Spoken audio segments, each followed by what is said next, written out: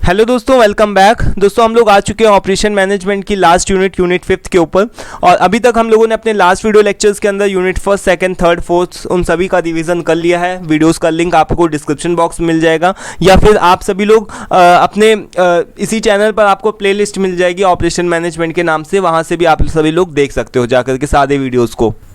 और ये जो यूनिट है यूनिट 5th है, इसके अंदर दोस्तों आपको काफ़ी ज़्यादा टेक्निकल टर्म्स आपको देखने को मिलेंगे इस यूनिट के अंदर, जैसे काइजन्स, क्वालिटी सर्कल्स, 7QC टूल्स, पोका योका, ये सभी टेक्निकल टर्म्स हैं। और मैं आप लोगों को उन सभी टेक्निकल टर्म्स को बहुत ही ईजिली और आसानी से समझाने का कोशिश करूँगा, क्योंकि I have more than 2 years experience in a corporate sector, means in which I have like कि मेरे पास में जो भी टास्क होते थे वो सभी प्रोडक्शन डिपार्टमेंट और क्वालिटी से रिलेटेड होते थे। तो वहाँ पर मेरे पास में मतलब इस तरीके का एक्सपीरियंस है। तो मैंने केवल इन चीज़ों को थ्योरी से केवल पढ़ करके नहीं देखा है, प्रैक्टिकल किया भी है, काइजन्स को किया भी है, क्वालिटी सर्कल का मैं भी एक तरीके का मेंबर रहा हूँ। तो यहाँ पर क्या है कि क्वालिटी से रिलेटेड जो भी सारी चीज़ें, यहाँ पर जितनी भी चीज़ें हैं प्रोडक्टिविटी, क्वालिटी से रिलेटेड, इनको मैं बहुत ही अच्छे से, बहुत ही ईजी में मैं आपको एक्सप्लेन करूँगा, जिससे आपको सारी चीज़ें क्लियर हो जाएगी। ठीक है, तो आप सभी लोग इसको ऐसा मत समझना कि ये बहुत ज़्यादा डिफिकल्ट सब्जेक्ट है। बहुत ही इंटरेस्टिंग सब्जेक्ट है। अगर आप HR लेते हो, मार्केटिंग लेते हो, तो उसमें भी आपको ये सभी चीज़ें आपको समझनी पड़ेंगी। तो ऑपरेशंस का क्या मतलब होता है कि नॉर्मली प्रोडक्शन, अगर आप किसी भी कंपनी में जाते हो, या तो वो सर्विस प्रोवाइड करती होगी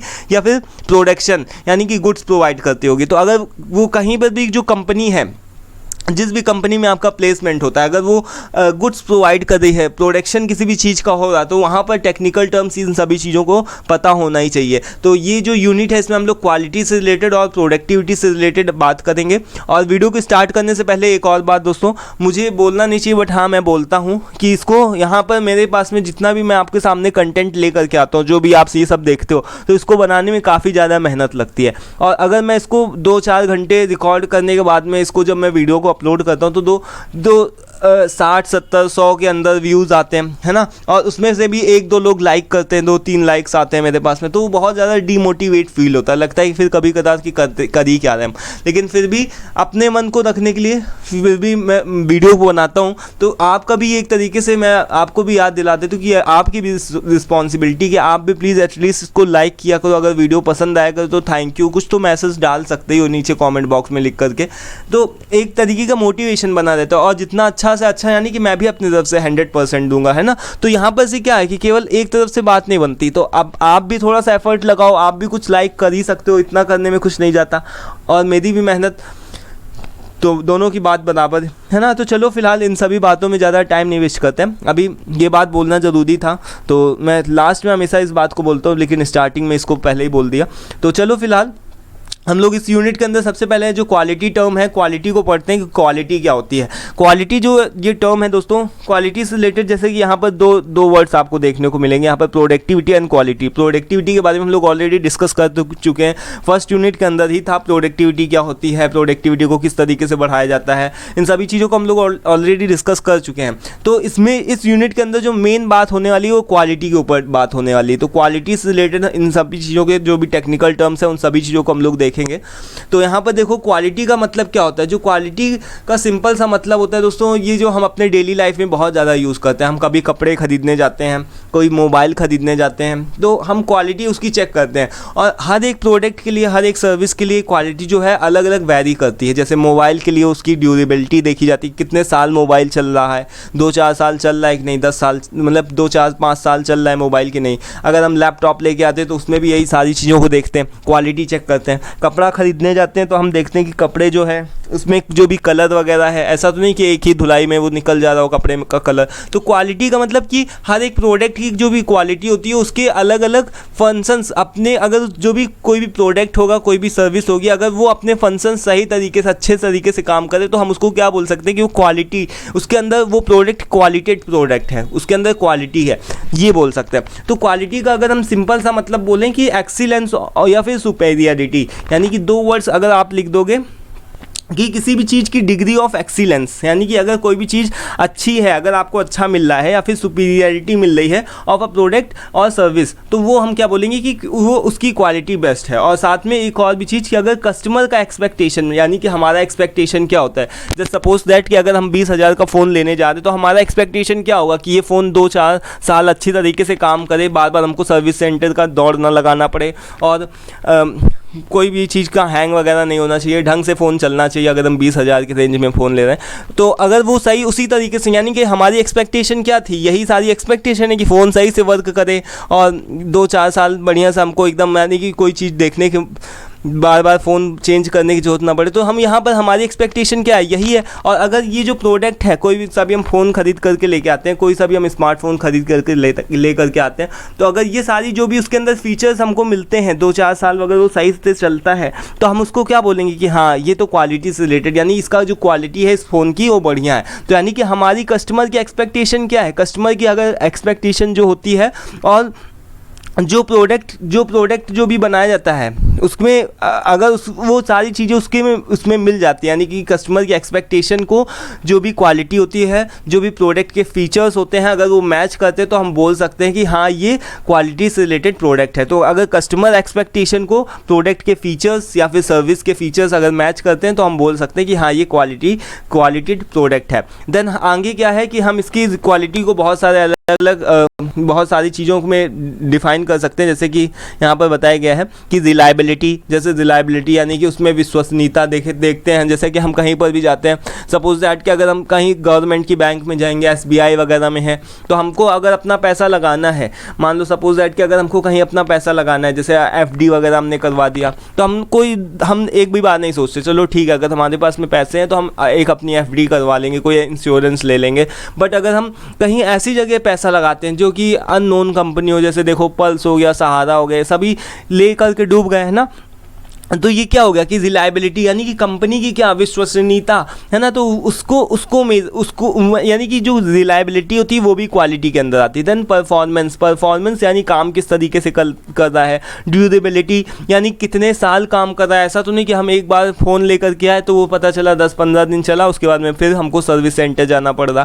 तो ड्यूरेबिलिटी यानी कि एक बार हम कोई भी प्रोडक्ट को खरीदें तो ड्यूरेबल हो, यानी कि चले अच्छा खासा, कुछ दिन तो वर्क करे ढंग से।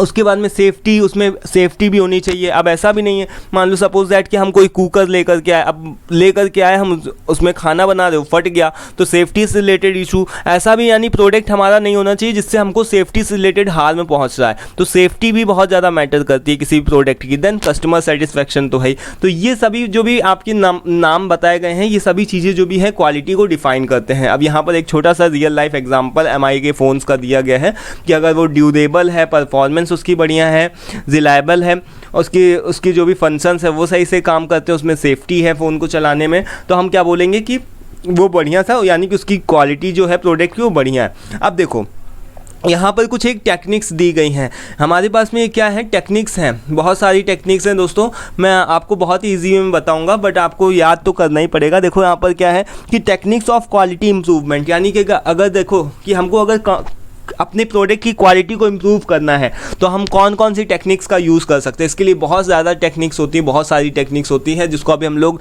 लास्ट वीडियो लेक्चर्स के अंदर ऑलरेडी पढ़ भी चुके हैं।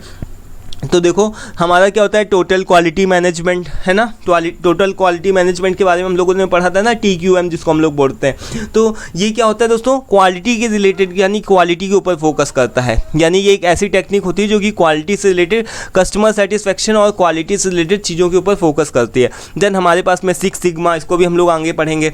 आगे क्या है कि लीन मैन्युफैक्चरिंग को हम लोग पढ़ चुके हैं कि ऐसी मैन्युफैक्चरिंग हम करते हैं जिसमें हम लोग डिफेक्ट बहुत ही कम जनरेट हो, हमारे पास में जो भी डिफेक्ट होते हैं वो कम से कम जनरेट हो, हमारे पास में जो वेस्टेज होता है वो वेस्टेज कम से कम हो, और इफ़िशियंसी बढ़े, जो भी प्रोसेस है उसकी इफ़िशियंसी बढ़े। तो लीन मैन्युफैक्चरिंग हम उसको बोलते हैं। देन इसके बाद में SPC, ये होता है स्टैटिकल प्रोसेस कंट्रोल, यानी कि हम किसी भी तरीके के प्रोसेस को कंट्रोल करते हैं। इसके अंदर एसपीसी की एक ट्रेनिंग भी होती है, उसको मैं बहुत ज़्यादा डीप में नहीं जाऊंगा, बट ये सारी टेक्निक्स हैं तो मैं आपको यहाँ पर बता रहा हूँ। इसके बाद में रूट कॉज एनालिसिस, यानी कि इसमें हम लोग वाई एनालिसिस करते हैं। जैसे हम लोगों ने डिज़ाइन थिंकिंग लास्ट सेमेस्टर में पढ़ी होगी, तो उसमें वाई एनालिसिस आया था। जैसे कि हमारे पास में कोई भी प्रॉब्लम आती है तो हम उसका रूट कॉज ढूंढने की कोशिश करते हैं वाई एनालिसिस करके, यानी कि वो क्यों आई प्रॉब्लम, फिर पूछते हैं क्यों आया। जैसे हम इसका एग्जाम्पल था ना कि जैसे अगर हम ऑफिस लेट से पहुंच रहे हैं तो हमारा बॉस हमसे पूछेगा क्यों, तो फिर हम उससे क्या बोलेंगे, क्योंकि हम रास्ते में बहुत ज़्यादा ट्रैफिक लगा हुआ था। देन ट्रैफिक क्यों लगा हुआ था, वाई, फिर वो भी देन अगेन वाई। तो ट्रैफिक क्यों लगा हुआ था, क्योंकि मैं घर से देर से निकला था। देन वाई, क्यों घर से देर से निकले थे। देन रात में मैं देर से सोया था।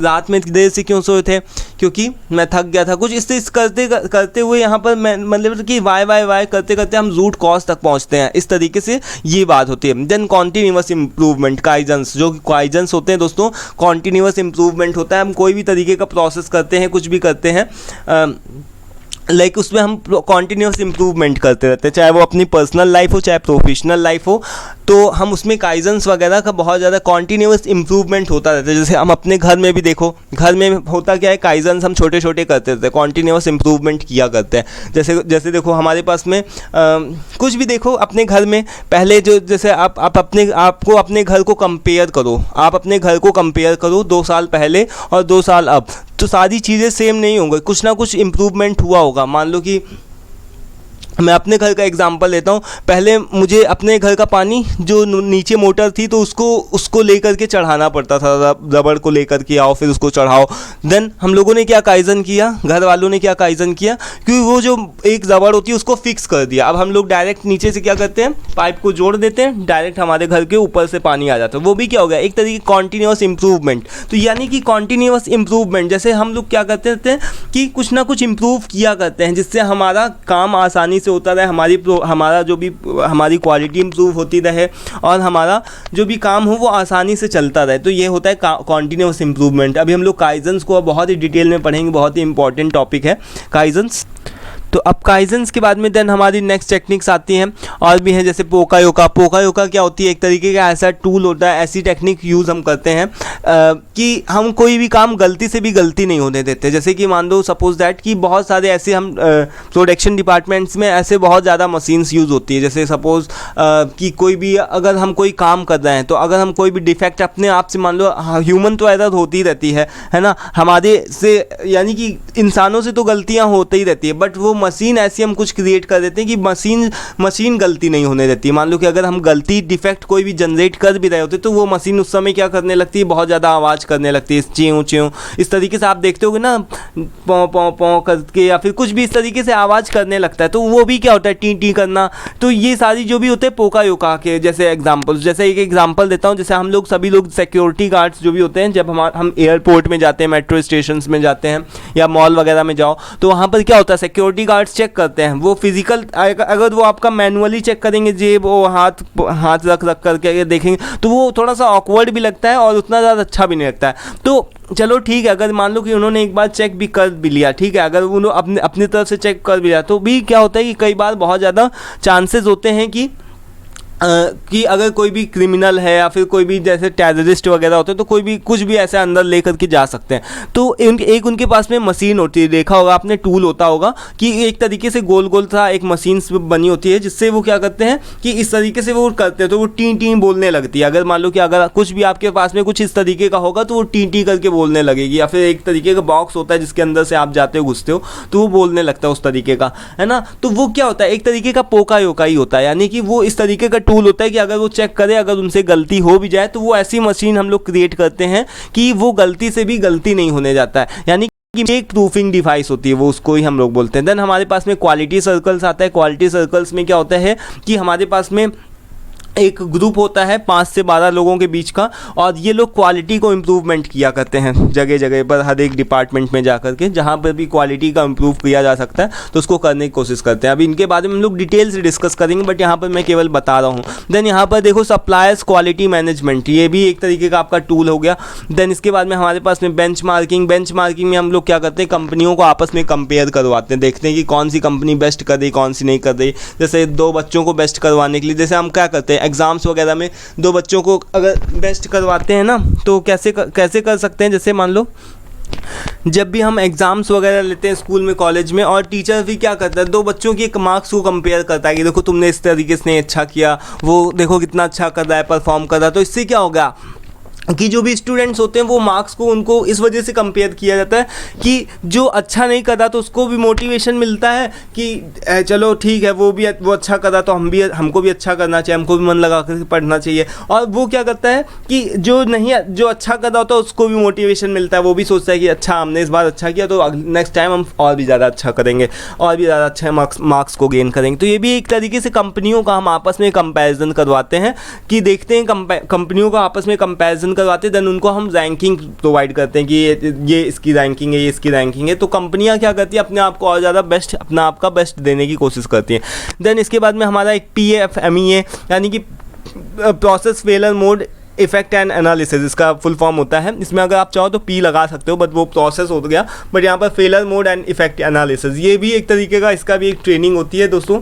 ये क्या होता है कि कोई भी तरीके की जो भी प्रॉब्लम होती है, तो वो प्रॉब्लम के आने से पहले ही, वो प्रॉब्लम के होने से पहले ही हम उसकी इफ़ेक्ट को देखते हैं कि उसका क्या कारण पड़ेगा, उसका क्या प्रभाव पड़ेगा, और उसको हम क्या करते हैं कि उस प्रॉब्लम को पहले ही आइडेंटिफाई करके उसको प्रॉब्लम को पहले ही दूर करने की कोशिश करते हैं। तो ये हो गया हमारा PFMEA यानी कि FMEA, यानी कि इसको अगर आप ना जब भी कोई प्रॉब्लम आती है, इसका सिंपल सा मतलब ये समझो कि अगर जब भी कोई प्रॉब्लम आती है तो हम उस प्रॉब्लम को पहले ही एनालिसिस कर देते हैं, उस प्रॉब्लम के आने से पहले ही उसका एनालिसिस करना और उसको सॉर्ट आउट करने की कोशिश करना, यही हो गया FMEA।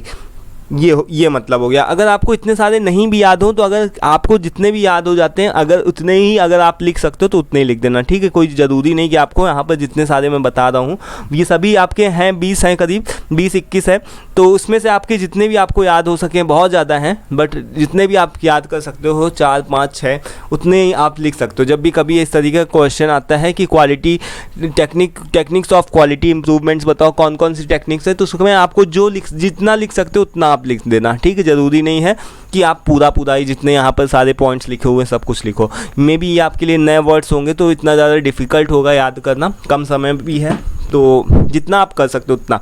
देन हमारे पास में 5S, अभी जितने इंपॉर्टेंट होंगे उन सभी इंपॉर्टेंट्स को अभी हम लोग बाद में आगे भी देखेंगे, ठीक है। तो यहाँ पर देखो 5S मेथोडोलॉजी क्या होती है। 5S के अंदर हम लोग क्या करते हैं, एक तरीके से हम अलग से 5S के एक अलग से जापानीज़ वर्ड होते हैं, सेरी, सीटोन, सीसो, सिकेत्सु, सित्सुके, इस तरीके के 5 जापानीज़ वर्ड्स होते हैं। और इसमें क्या करते हैं हम लोग 5S से क्या करते हैं, एक तरीके का दोस्तों रख रखाव होता है, सॉर्टिंग यानी कि क्लीनिनेस और हाइजीन को हम क्रिएट करते हैं। जैसे हम लोग अपने नॉर्मल घर में साफ़ सफाई करते हैं, अगर हमारा सामान बिखरा पड़ा होता है तो अगर वो बिखरा हुआ है तो हमको ख़राब लगेगा ना। इससे अच्छा है कि अगर हमको जल्दी चाहिए वो सामान और तुरंत समय पे मिल जाए तो हम क्या करते हैं, उसकी सॉर्टिंग करते हैं, उसको समय पे मतलब सही तरीके से उसको सेट वगैरह अरेंज ऑर्डर में करके रख देते हैं, जिससे कि जब भी हमको ज़रूरत लगे तो हम आसानी से सामान को ले सकें। तो बिखरा हुआ सामान ना हो, उसका एक स्टैंडर्डाइजेशन बना हो, ये सभी चीज़ें जो भी होती हैं 5S मैथोलॉजी के अंदर सीखी जाती हैं। इसको अभी हम लोग अभी आगे डिटेल में डिस्कस करेंगे, ठीक है। देन आगे क्या होता है, जस्ट इन टाइम को मैं बहुत बार रिपीट कर चुका हूँ, बहुत ही बार बता चुका हूं। तो इस बार अगर आपको ये चीज़ पता हो कि जस्ट इन टाइम क्या होता है, उसको अगर आप एक सेंटेंस में बता सकते हो तो आप कमेंट बॉक्स में कमेंट करके बताओ, बिना कुछ देखे कहीं से, बिना दोबारा से रिवाइज करे कि जस्ट इन टाइम का क्या मतलब होता है। देन अभी हम लोग दोस्तों आगे पढ़ते हैं कि हमारे पास में देन आगे के कुछ और भी यहाँ पर टूल्स दिए गए हैं, जैसे कि QFD, इसको छोड़ते हैं। देन कापा होता है दोस्तों करेक्टिव एक्शन, प्रिवेंटिव एक्शन। यहाँ पर एक्शन, इसका फुल फॉर्म इधर से हो गया, करेक्टिव एक्शन इधर लगाना। Then corrective action and preventive action. ये कापा क्या होता है दोस्तों, कापा क्या करता है, जैसे सपोज दैट कि अगर प्रोडक्शन वाला प्रोडक्शन कर रहा है और अगर उसने कोई भी अपनी गलती निकाल दी, यानी कि कापा एक तरीके का क्या होता है कि अगर हमको कंप्लेन करनी होती तो हम उसको कापा देते हैं। जैसे सपोज दैट कि अगर क्वालिटी नहीं सही आ रही है, प्रोडक्शन डिपार्टमेंट वाला प्रोडक्शन कर रहा है और क्वालिटी डिपार्टमेंट वाले का क्या काम है, क्वालिटी को चेक करना। बट प्रोडक्शन वाले ने प्रोडक्शन कर दिया और क्वालिटी वाले ने क्वालिटी का जब उसको चेक किया तो उसको क्वालिटी से रिलेटेड इशू मिले, उसको डिफेक्ट्स मिले, उसकी क्वालिटी प्रोडक्ट की सही नहीं है, तो क्वालिटी डिपार्टमेंट क्या करेगा, प्रोडक्शन डिपार्टमेंट को कापा देगा, यानी कि करेक्टिव एक्शन, प्रिवेंटिव एक्शन एक तरीके से, यानी चेतावनी देगा कि प्रोडक्ट में डिफेक्ट्स आ रहा है और तुमको अपने प्रोसेस में सुधार करने की ज़रूरत है भाई, इस तरीके से उसको कापा दिया जाता है। तो ये हो गया। देन 7 QC टूल्स, अभी आप लोग आगे पढ़ोगे ही। देन 7 QC टूल्स क्या होते हैं, ये भी 7 क्वालिटी को कंट्रोल करने के अलग अलग टूल्स होते हैं, जिसको अभी हम लोग आगे डिस्कस करेंगे। 5 वाई एनालिसिस, वाई एनालिसिस जैसे हम लोगों ने देखा ना कि वाई एनालिसिस में हम लोग क्या करते हैं कि बार बार वाई पूछते हैं। कोई भी कारण होता है, कोई भी प्रॉब्लम होती है तो उस वाई पूछ करके हम उस प्रॉब्लम का वाई बार बार उससे वाई पूछते हैं, तो उससे हम रूट कॉज तक पहुंच सकते हैं।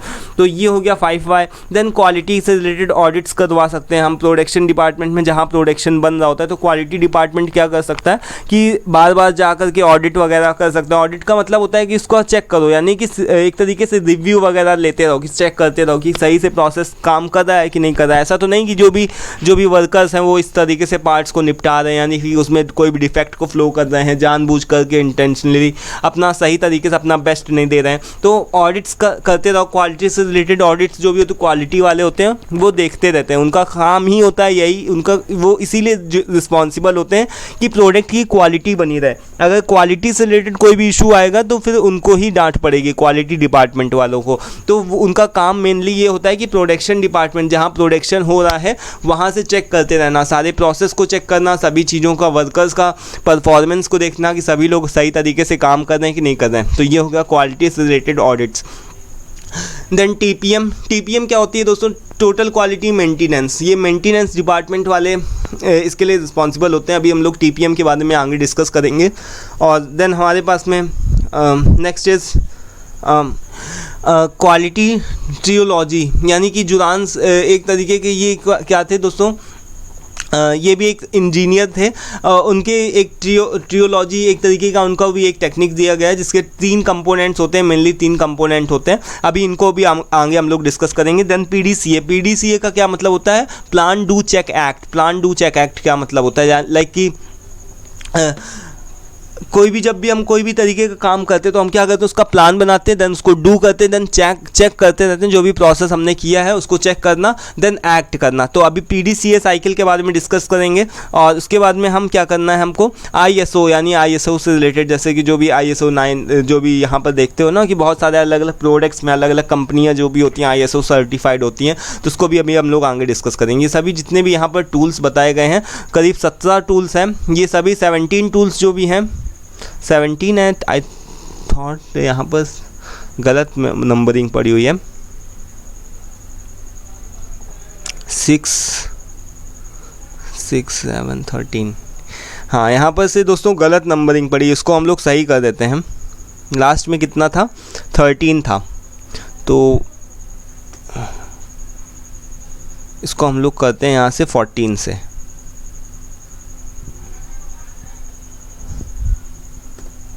ठीक है, ये 18 हो गया। उसके बाद में 18 से यहाँ पर करना है, 19 से।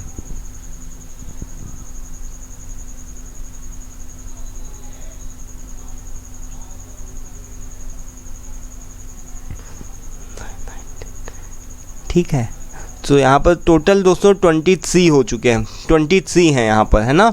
जितने भी आपके बारे यहाँ पर टोटल बताए हुए हैं, यहाँ पर 23 हैं। ये जो आपको ज़रूरी नहीं कि 23 के 23 आप याद कर दो, यहाँ पर और भी बहुत ज़्यादा होते हैं, करीब जाने कितने होते हैं मुझे खुद भी नहीं पता। लेकिन आपको क्या करना है दोस्तों कि जो टेक्निक्स हैं क्वालिटी इंप्रूवमेंट की 23 है, यहाँ पर मैंने 23 एक्सप्लेन करी है, बट आपको याद रखना है कि 23 के 23 आपको नहीं करना है। जो भी यहाँ पर मेन है मैं आगे आपको यहाँ पर बता देता हूँ कि देखो, सबसे पहला हमारा क्या है कि TQM का क्या मतलब होता है दोस्तों, अभी हम लोग पढ़ चुके हैं TQM के बारे में। TQM हमारा सबसे पहला है, जिसमें से अभी हमारे पास में मैं आपको दिखा देता हूँ, एक बार ओवरव्यू करवा देता हूँ, जिससे आपको सारी चीज़ें क्लियर हो जाए। कितने हमारे पास में 5, 6 7 8 9 देन 10 6 सिग्मा और 11 देन 12 यानी कि 12 ऐसी टेक्निक्स हैं जिसको हमको अच्छे से प्रिपेयर करना है, याद करना है, और 12 से रिलेटेड आपका क्वेश्चन पूछा भी जा सकता है। तो हाँ, यहाँ पर 23 दिए गए हैं, जैसे यहाँ पर मैंने 23 लिख करके रखा हुआ है, तो सॉरी 23 भी नहीं है, इधर से आप 22 हटा लो, 22 है मान लो,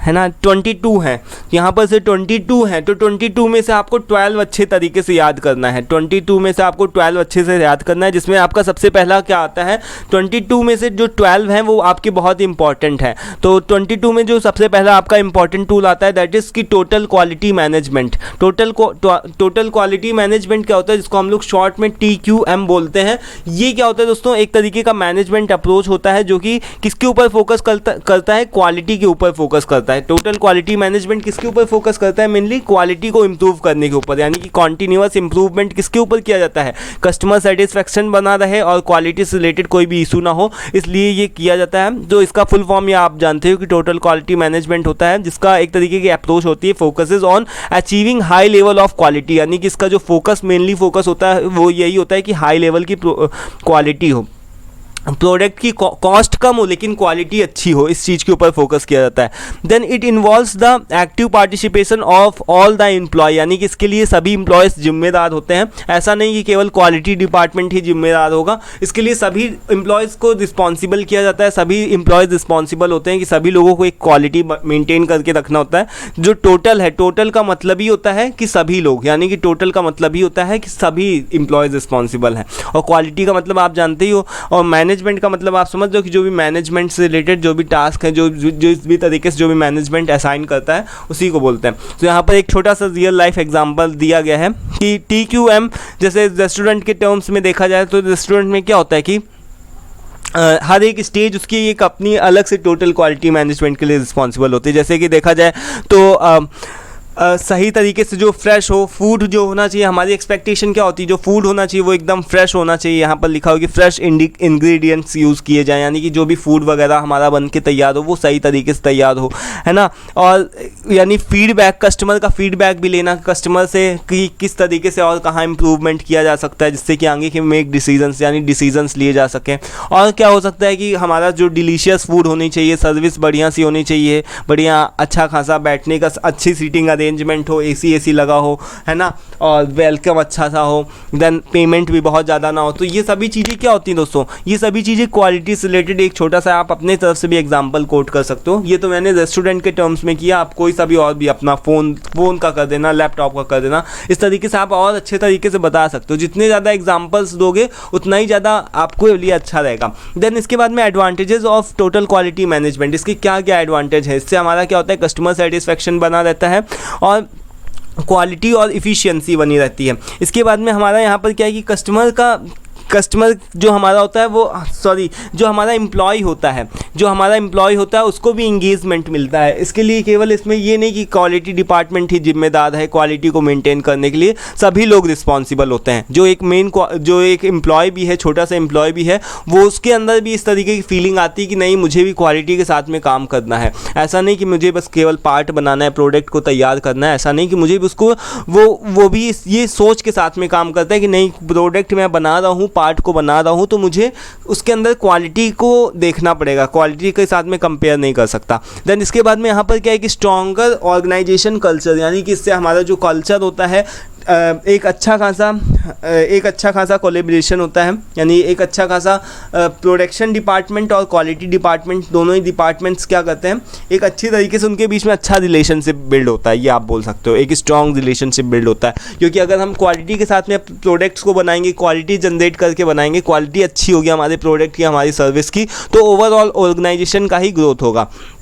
देन इसके बाद में हम अच्छे से डिसीजन मेकिंग भी कर सकते हैं। तो ये कुछ एक यहाँ पर एडवांटेजेस बताए गए टोटल क्वालिटी मैनेजमेंट के। अब यहाँ पर लिमिटेशंस कुछ बताई गई हैं टोटल क्वालिटी मैनेजमेंट की, जैसे कि इसमें क्या है कि हमको बहुत ज़्यादा रेजिस्टेंस टू चेंज, यानी एम्प्लॉयज़ को अवेयर करना क्वालिटी के बारे में, उनको बार बार ट्रेनिंग्स देना, ये सब थोड़ा सा एक डिफ़िकल्ट काम होता है। तो रेजिस्टेंस टू चेंज। देन इसके बाद में हमारे जो ROI आता है, लैक ऑफ इमीडिएट ROI, इसमें हमको बहुत ही जल्दी से कुछ भी इसका रिजल्ट देखने को नहीं मिलता है ना। बहुत सारी ऐसी चीज़ें होती हैं जिसमें हमको तुरंत रिजल्ट देखने को मिलता है, बट बहुत सारी ऐसी चीज़ें होती हैं जिसमें हमको तुरंत रिजल्ट देखने को नहीं मिलता है। उसी तरीके से हमारा TQM भी है। अगर हम टोटल क्वालिटी मैनेजमेंट को अपनी कंपनी और अपनी ऑर्गेनाइजेशन में अप्लाई करते हैं तो इसका रिजल्ट हमको तुरंत देखने को नहीं मिलता है, ये इसका डिसएडवांटेज है। इसके बाद में कॉम्प्लेक्सिटी ऑफ इम्प्लीमेंटेशन, इसमें क्या रहता है, थोड़ा सा ज़्यादा कॉस्ट आती है, खर्चा आता है स्टार्टिंग में। अगर हम TQM के साथ में काम करना चाहते हैं, टोटल क्वालिटी मैनेजमेंट को अपने प्रोडक्शन डिपार्टमेंट या अपने ऑर्गेनाइजेशन के अंदर अप्लाई करना चाहते हैं, तो इसमें हमको काफ़ी इम्प्लीमेंटेशन चार्जेस अलग से कॉस्ट पे करनी होती है और उसको थोड़ा सा इम्प्लीमेंटेशन को करने में थोड़ा सा कॉम्प्लेक्सिटी होती है देखा जाए तो। ये कुछ एक लिमिटेशन बताई गई हैं।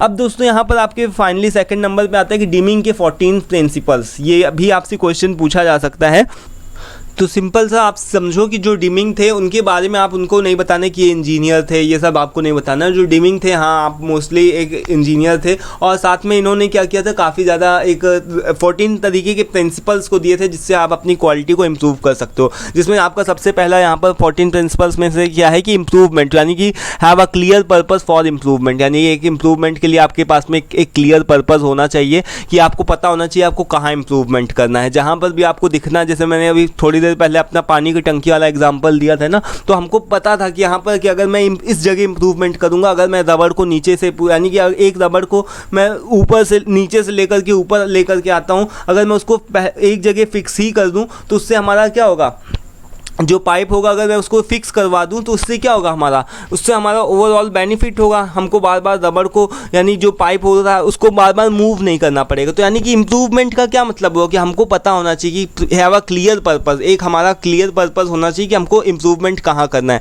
देन कॉन्टीन्यूअस इम्प्रूवमेंट में वही आपके काइजन्स आ गए, काइजन्स करो।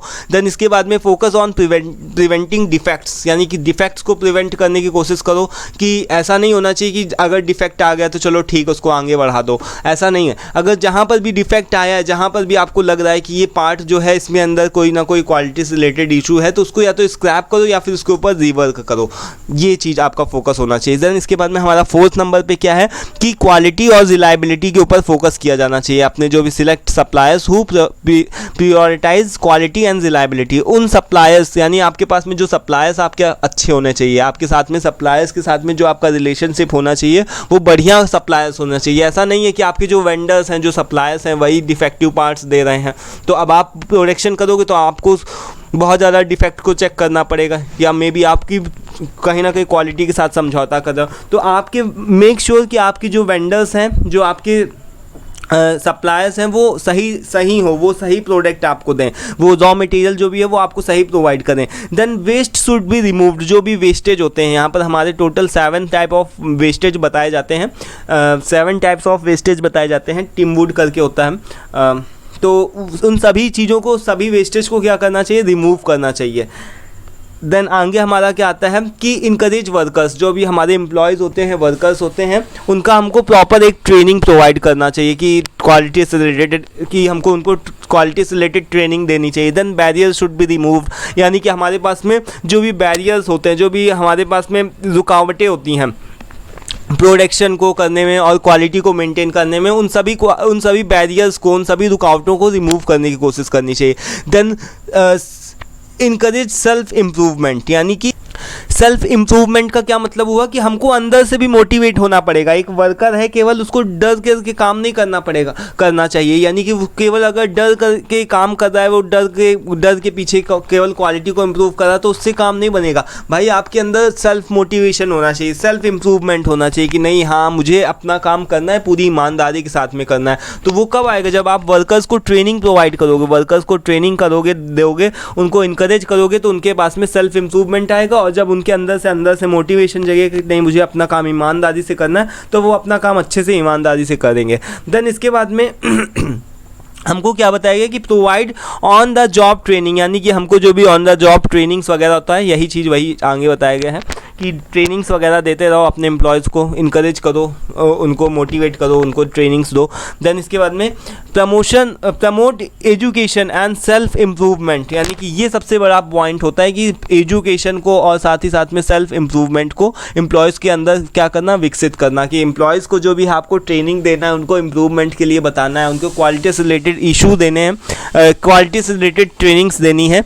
तो यहाँ पर 10th नंबर में क्या है कि मेनली आपको एम्प्लॉयज़ के ऊपर ज़्यादातर फोकस करना है। यही सारी चीज़ें बार बार रिपीट होकर के आ रही हैं, बट आपको वही सारी चीज़ों को ध्यान रखना है कि involve everyone in the organisation. 11th number में क्या बताया गया है कि सभी लोगों को ऑर्गेनाइजेशन में इन्वॉल्व होना चाहिए। अगर क्वालिटी को इम्प्रूव करना है तो सभी डिपार्टमेंट्स को मिल करके काम करना चाहिए। ये नहीं कि क्वालिटी डिपार्टमेंट वाला ही उसी के ऊपर केवल रख दिया जाए कि क्वालिटी डिपार्टमेंट वाला रिस्पॉन्सिबल, ऐसा नहीं, सभी डिपार्टमेंट्स को इक्वली, यानी कि सभी लोगों को इन्वॉल्व होना पड़ेगा क्वालिटी को मेंटेन करने के लिए, चाहे वो एचआर डिपार्टमेंट वाला हो, चाहे सभी लोगों, जिससे कि क्वालिटी को प्रॉपर मेंटेन किया जा सके। देन इसके बाद में 12th नंबर में क्या है कि क्रिएट अ सेफ इन्वायरमेंट, एक सेफ्टी भी इंपॉर्टेंट करती है। ये नहीं कि क्वालिटी को इम्प्रूवमेंट करने के चक्कर में आप अपनी सेफ्टी को भूल जाओ, तो सेफ्टी को भी बहुत ज़्यादा मेंटेन करके रखना है, यानी कि एक सेफ इन्वायरमेंट होना चाहिए। ये नहीं कि आप केमिकल्स का यूज़ कर रहे हो, पर्सनल प्रोटेक्टिव इक्विपमेंट्स का यूज़ नहीं कर रहे हो, यानी कि ये सभी चीज़ें होती है ना कि पीपीई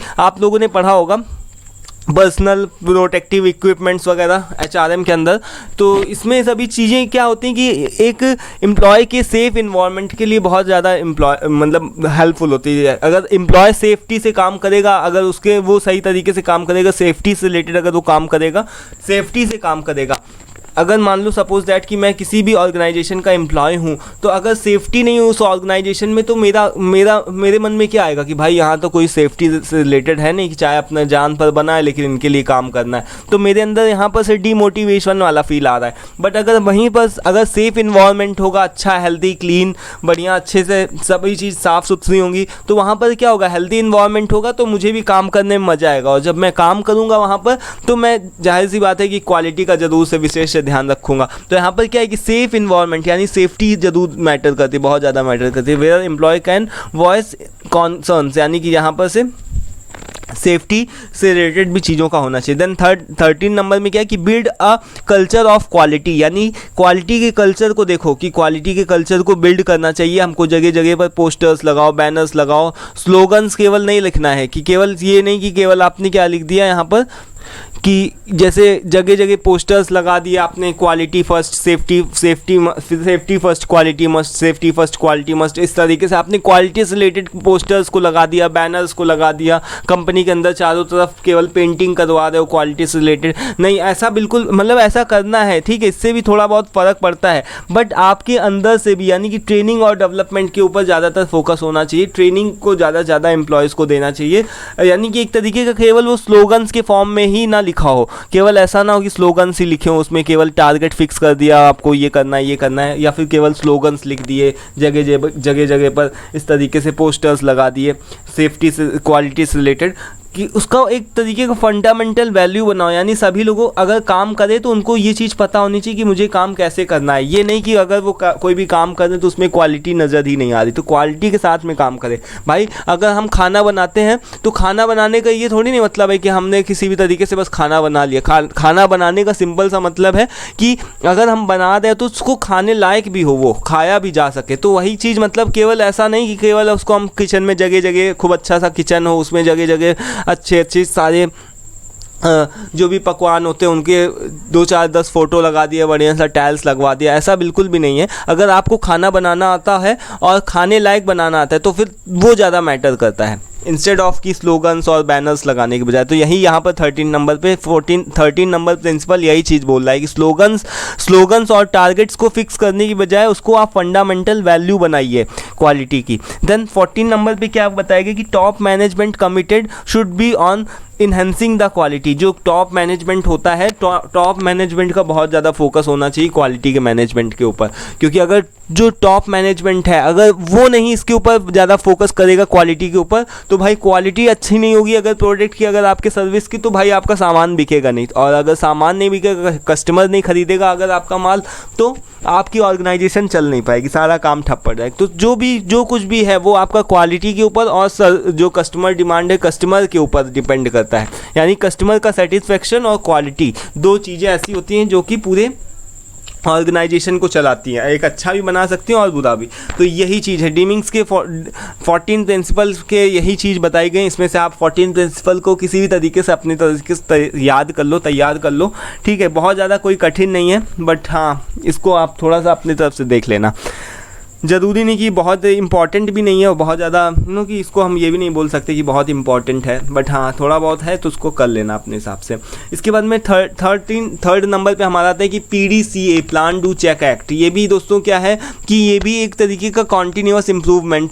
जैसे मान लो कि सपोज दैट कि हमारे दिमाग में कोई आइडिया आया, इसका जो PDCA क्या होता है, एक PDCA साइकिल होता है, यानी कि प्लान डू चेक एक्ट। जैसे सपोज दैट हमारे दिमाग में कोई आइडिया आया, हमारे पास में कोई प्रॉब्लम चल रही है, तो हम उसका क्या करते हैं, प्लान करते हैं, उसका डू करते हैं, चेक करते, देन एक्ट करते। जैसे हमने अभी बताया ना कि पानी की टंकी वाला एग्जांपल, कि रबड़ जो पाइप था वो नीचे था, हम उसको ऊपर से लेकर के, हम उसको नीचे से ऊपर लेकर के आते थे। तो अभी हमने क्या करा, हमारे दिमाग में सबसे पहले आइडिया आया होगा, आइडिया जनरेट हुआ होगा, यानी कि हमने उसकी प्लानिंग करी होगी कि कुछ ऐसा किया जाए कि बार बार हमको वो पाइप ऊपर लेकर के ना आना पड़े। तो ये हो गया प्लान। देन हमने उसको क्या किया, इम्प्लीमेंट किया, इम्प्लीमेंट करके देखा कि हाँ ठीक है ये तो अच्छा काम कर रहा है, ये हमने क्या किया, उसको डू इम्प्लीमेंट किया। देन हमने उसको चेक करके देखा कि सारी चीज़ें सही से काम कर रही हैं कि नहीं कर रही हैं, सही से पाइप वगैरह से पानी आ रहा है कि नहीं आ रहा है, ऐसा तो नहीं कि वो धीमा पानी आ रहा हो। तो ये हमने क्या किया, उसको चेक किया। देन एक्ट करने का क्या मतलब हुआ कि उसको हमने कॉन्टीन्यूअस यानी इम्प्लीमेंट कर दिया, उसको यानी परमानेंट इम्प्लीमेंट कर दिया। तो प्लान डू चेक एक्ट, चार ऐसे यानी कि वर्ड्स होते हैं जो कि यही एडवर्ड डिमिंग के द्वारा ही बताए गए थे। यही चीज़ है, एडवर्ड डिमिंग का नाम ध्यान रखिएगा। ये भी एक तरीके के प्रॉब्लम सॉल्विंग एक तरीके का टूल होता है। यही चीज़ है कि कॉन्टीन्यूअस इम्प्रूवमेंट अगर आपको करना है तो ये चार चीज़ों को ध्यान रखना चाहिए, या फिर आपको PDCA बोल सकते हो या फिर PDSA भी बोल सकते हो, उसकी जगह पर चेक की जगह स्टडी कर सकते हो। तो यहाँ पर कोई ऐसा बड़ी बात नहीं। It is a continuous improvement model use in various field including quality management, यानी क्वालिटी को मैनेज करने के लिए, प्रोसेस के इम्प्रूवमेंट के लिए, प्रॉब्लम्स को सॉल्व करने के लिए PDCA साइकिल्स का यूज़ किया जाता है। तो यही चीज़ बताई गई यहाँ पर कि a continuous improvement model involving planning, implementing, then checking results and making adjustment. जो भी सारी चीज़ें एडजस्टमेंट करना, यही हो गया PDCA। इसके बारे में तो आपको बहुत ही मतलब आसानी से आप लिख भी सकते हो, उसमें कोई खास बात इतना ज़्यादा वो नहीं है। तब अब हमारे आगे क्या है कि तो नेक्स्ट हमारा है वो है जुरान्स क्वालिटी ट्रियोलॉजी। ये क्या है दोस्तों, इसमें हमारे तीन चीज़ों का कॉम्बिनेशन आपको देखने को मिलेगा। ट्रियोलॉजी इसको इस वजह से बोलते हैं क्योंकि तीन चीज़ों के यहाँ पर आपको कॉम्बिनेशन देखने को मिल रहा है। यहाँ पर क्या है कि जुरान्स क्या है, जुरान की ट्रियोलॉजी मैनेजमेंट एक तरीके का कॉन्सेप्ट है जिसको कि एक क्वालिटी गुरु मिस्टर जुरान, जोसेफ जुरान इनका यही नाम है, इनका फुल नेम है जोसेफ एम जुरान करके है ये नाम है। तो एक क्वालिटी गुरु हैं। इन्होंने क्या तीन चीज़ें के बारे में बताया था, क्वालिटी प्लानिंग, क्वालिटी कंट्रोल और क्वालिटी इंप्रूवमेंट। यानी कि क्वालिटी की हम प्लानिंग करते हैं, इस स्टेप में हम क्या करते हैं कि क्वालिटी का हम प्लान करते हैं कि हमको क्या किस चीज़ में इंप्रूवमेंट करना है, किस चीज़ की क्वालिटी को सुधारना है। देन क्वालिटी के अंदर हम क्या करते हैं, क्वालिटी कंट्रोल के अंदर हम क्या करते हैं कि जो भी हमने टारगेट को फिक्स किया होता है, और जो भी हमारा टारगेट को फिक्स जो भी किया होता है और जो हमारा एक्चुअल रिजल्ट निकल करके आ रहा होता है उसके अंदर, उसके बीच में जो भी वेरिएशन होता है उसी चीज़ को कंट्रोल करते हैं। जब भी आपको कंट्रोल वर्ड दिखाई पड़े तो आप बस वेरिएशन को जरूर से इंक्लूड करिएगा, जो भी वेरिएशन को ख़त्म करना, यानी वेरिएशन नहीं होना चाहिए, टारगेट और एक्चुअल रिजल्ट के बीच में वेरिएशन नहीं होना चाहिए। यही सिंपल सा बात बताई गई है कि जैसे हमको भी मान लो एग्ज़ाम में मान लो कि हमको सपोज दैट कोई भी एग्जाम्पल आप लिख सकते हो। जैसे हमको एग्ज़ाम में ज़्यादा अच्छा मार्क्स चाहिए, हमने सपोज दैट कि हमने 90% का इस बार सोच करके रखा।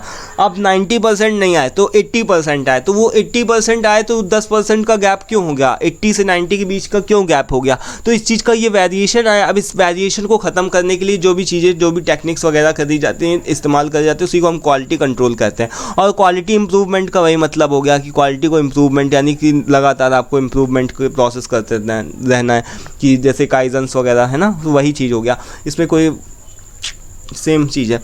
सो नेक्स्ट हमारा है दोस्तों काइजन्स। काइजन्स दोस्तों क्या है, ये एक तरीके का जापानीज़ वर्ड है, ये काफ़ी इंपॉर्टेंट टॉपिक है काइजन। ये आपकी 7 यानी जो हमारा क्वालिटी इम्प्रूवमेंट की जितनी भी टेक्निक्स हैं उन सभी में जो काइजन है, काइजन दोस्तों बहुत इंपॉर्टेंट होता है। एक इंडस्ट्री लेवल पर देखा जाए, आपके घर के लेवल पे देखा जाए, जैसे मैंने अभी वही पानी की टंकी वाला एग्जांपल दिया था कि पाइप को जो भी मैं ऊपर लेकर के आया था, तो वो क्या हो गया, काइजन का ही एक तरीके का फॉर्म है। इसी तरीके से हम बहुत सारे काइजन्स किया करते हैं अपने घर में। जो भी हमको चीज़ ख़राब लगती है हम उसको में क्या करते हैं, उसको जोड़ देते हैं। कहीं पर से हमको कोई भी तरीके की दिक्कत हो रही होती है तो हम उसमें कुछ ना कुछ इम्प्रूव किया करते हैं, अपने प्रोसेस में इम्प्रूव करते हैं। क्वालिटी को इम्प्रूव करने के लिए हम बहुत सारे इम्प्रूवमेंट क्या करते हैं। इसी को दोस्तों काइजन्स बोलते हैं। बस काइजन्स ये जापानीज़ वर्ड है जो मेनली 2 वर्ड से मिलकर के बना होता है, काई प्लस जन्स। इसको ये जो काइजन था ये दोस्तों मसाकी इमाई के द्वारा इंट्रोड्यूस करवाया गया था।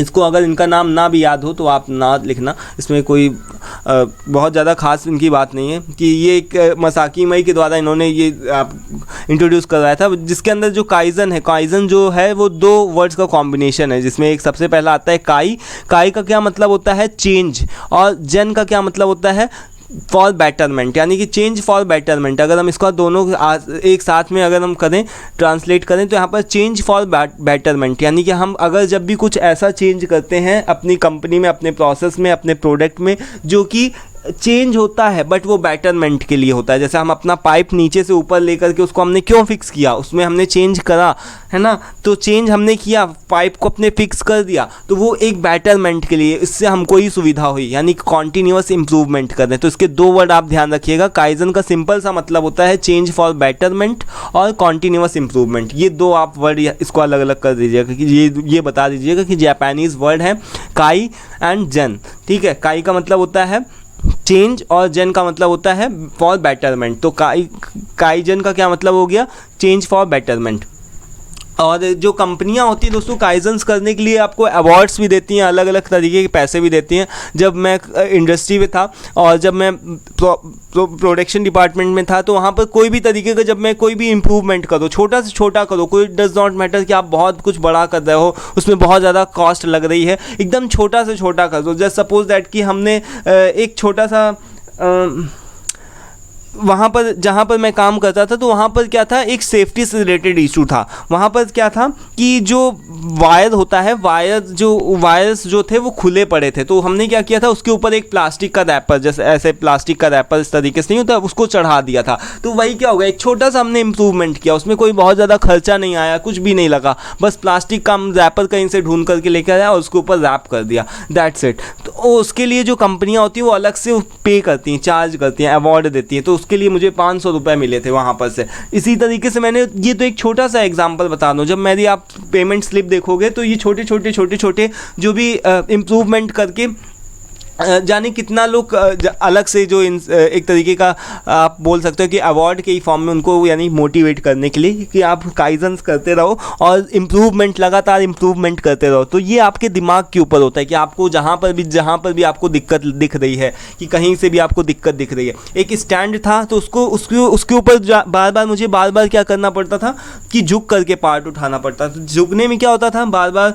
मुझे दिक्कत होती थी, वहाँ पर से झुको फिर उठाओ। अगर 10 बार अगर मैं ये काम करूं, तो कोई भी एम्प्लॉय काम करे, कोई भी वर्कर काम करे, तो वहाँ पर क्या हो गया कि 10 बार अगर वो ये काम करता रहेगा तो उसको दिक्कत होगी। तो इससे अच्छा क्या किया मैंने कि उसको जो भी स्टैंड था उसको मैंने थोड़ा सा ऊपर कर दिया अपने हाइट के हिसाब से, या फिर दूसरे भी जो भी वर्कर्स थे उनके हाइट के हिसाब से एडजस्ट करने लगा।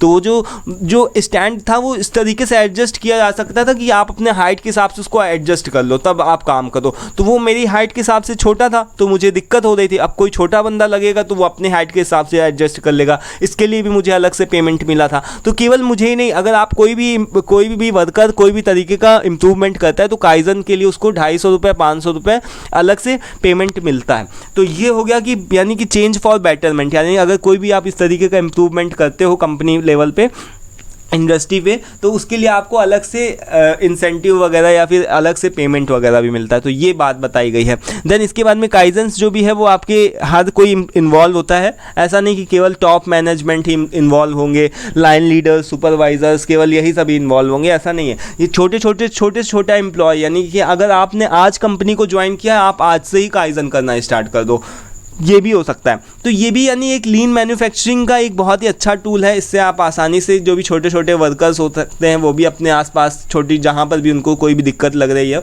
तो उसको छोटे छोटे इम्प्रूवमेंट करके अपने प्रोसेस को, प्रोडक्ट की क्वालिटी को, इन सभी चीज़ों को इम्प्रूव किया जा सकता है। काइजन्स जो होते हैं वो छोटे से छोटे हो सकते हैं, बिना किसी खर्चे के भी हो सकते हैं और बड़े से बड़े भी हो सकते हैं।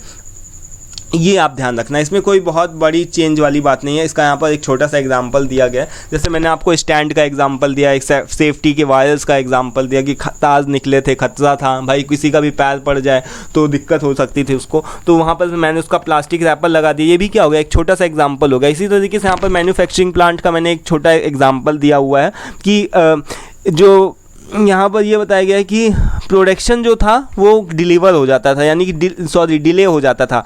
प्रोडक्शन जो होता था, प्रोडक्शन किया तो जाता था बट उसको जो भी प्रोडक्शन प्रोसेस होता था वो क्या हो जाता था, यूजुअली डिले हो जाता था। जैसे सपोज दैट कि हम खाना बनाएं, खाना तो चलो बनाना एक अलग बात हो गई, चलो ठीक है खाना बन गया। अब मान लो खाना बनाने में 10 घंटे लग रहे हैं ना, बीरबल की खिचड़ी के तरीके वो बन ही रहा है, बन रहा, जब देखो तब तो 4 घंटे नहीं लगने चाहिए, यानी कि कम से कम समय में बने, अच्छा से अच्छा खाना बने, इस चीज़ के ऊपर फोकस होना चाहिए। तो यही चीज़ यहाँ पर भी बताई गई है प्रोडक्शन के अंदर कि एक मैन्युफैक्चरिंग से रिलेटेड यहाँ पर एक एग्जाम्पल आपको वही चीज़ का दिया गया है।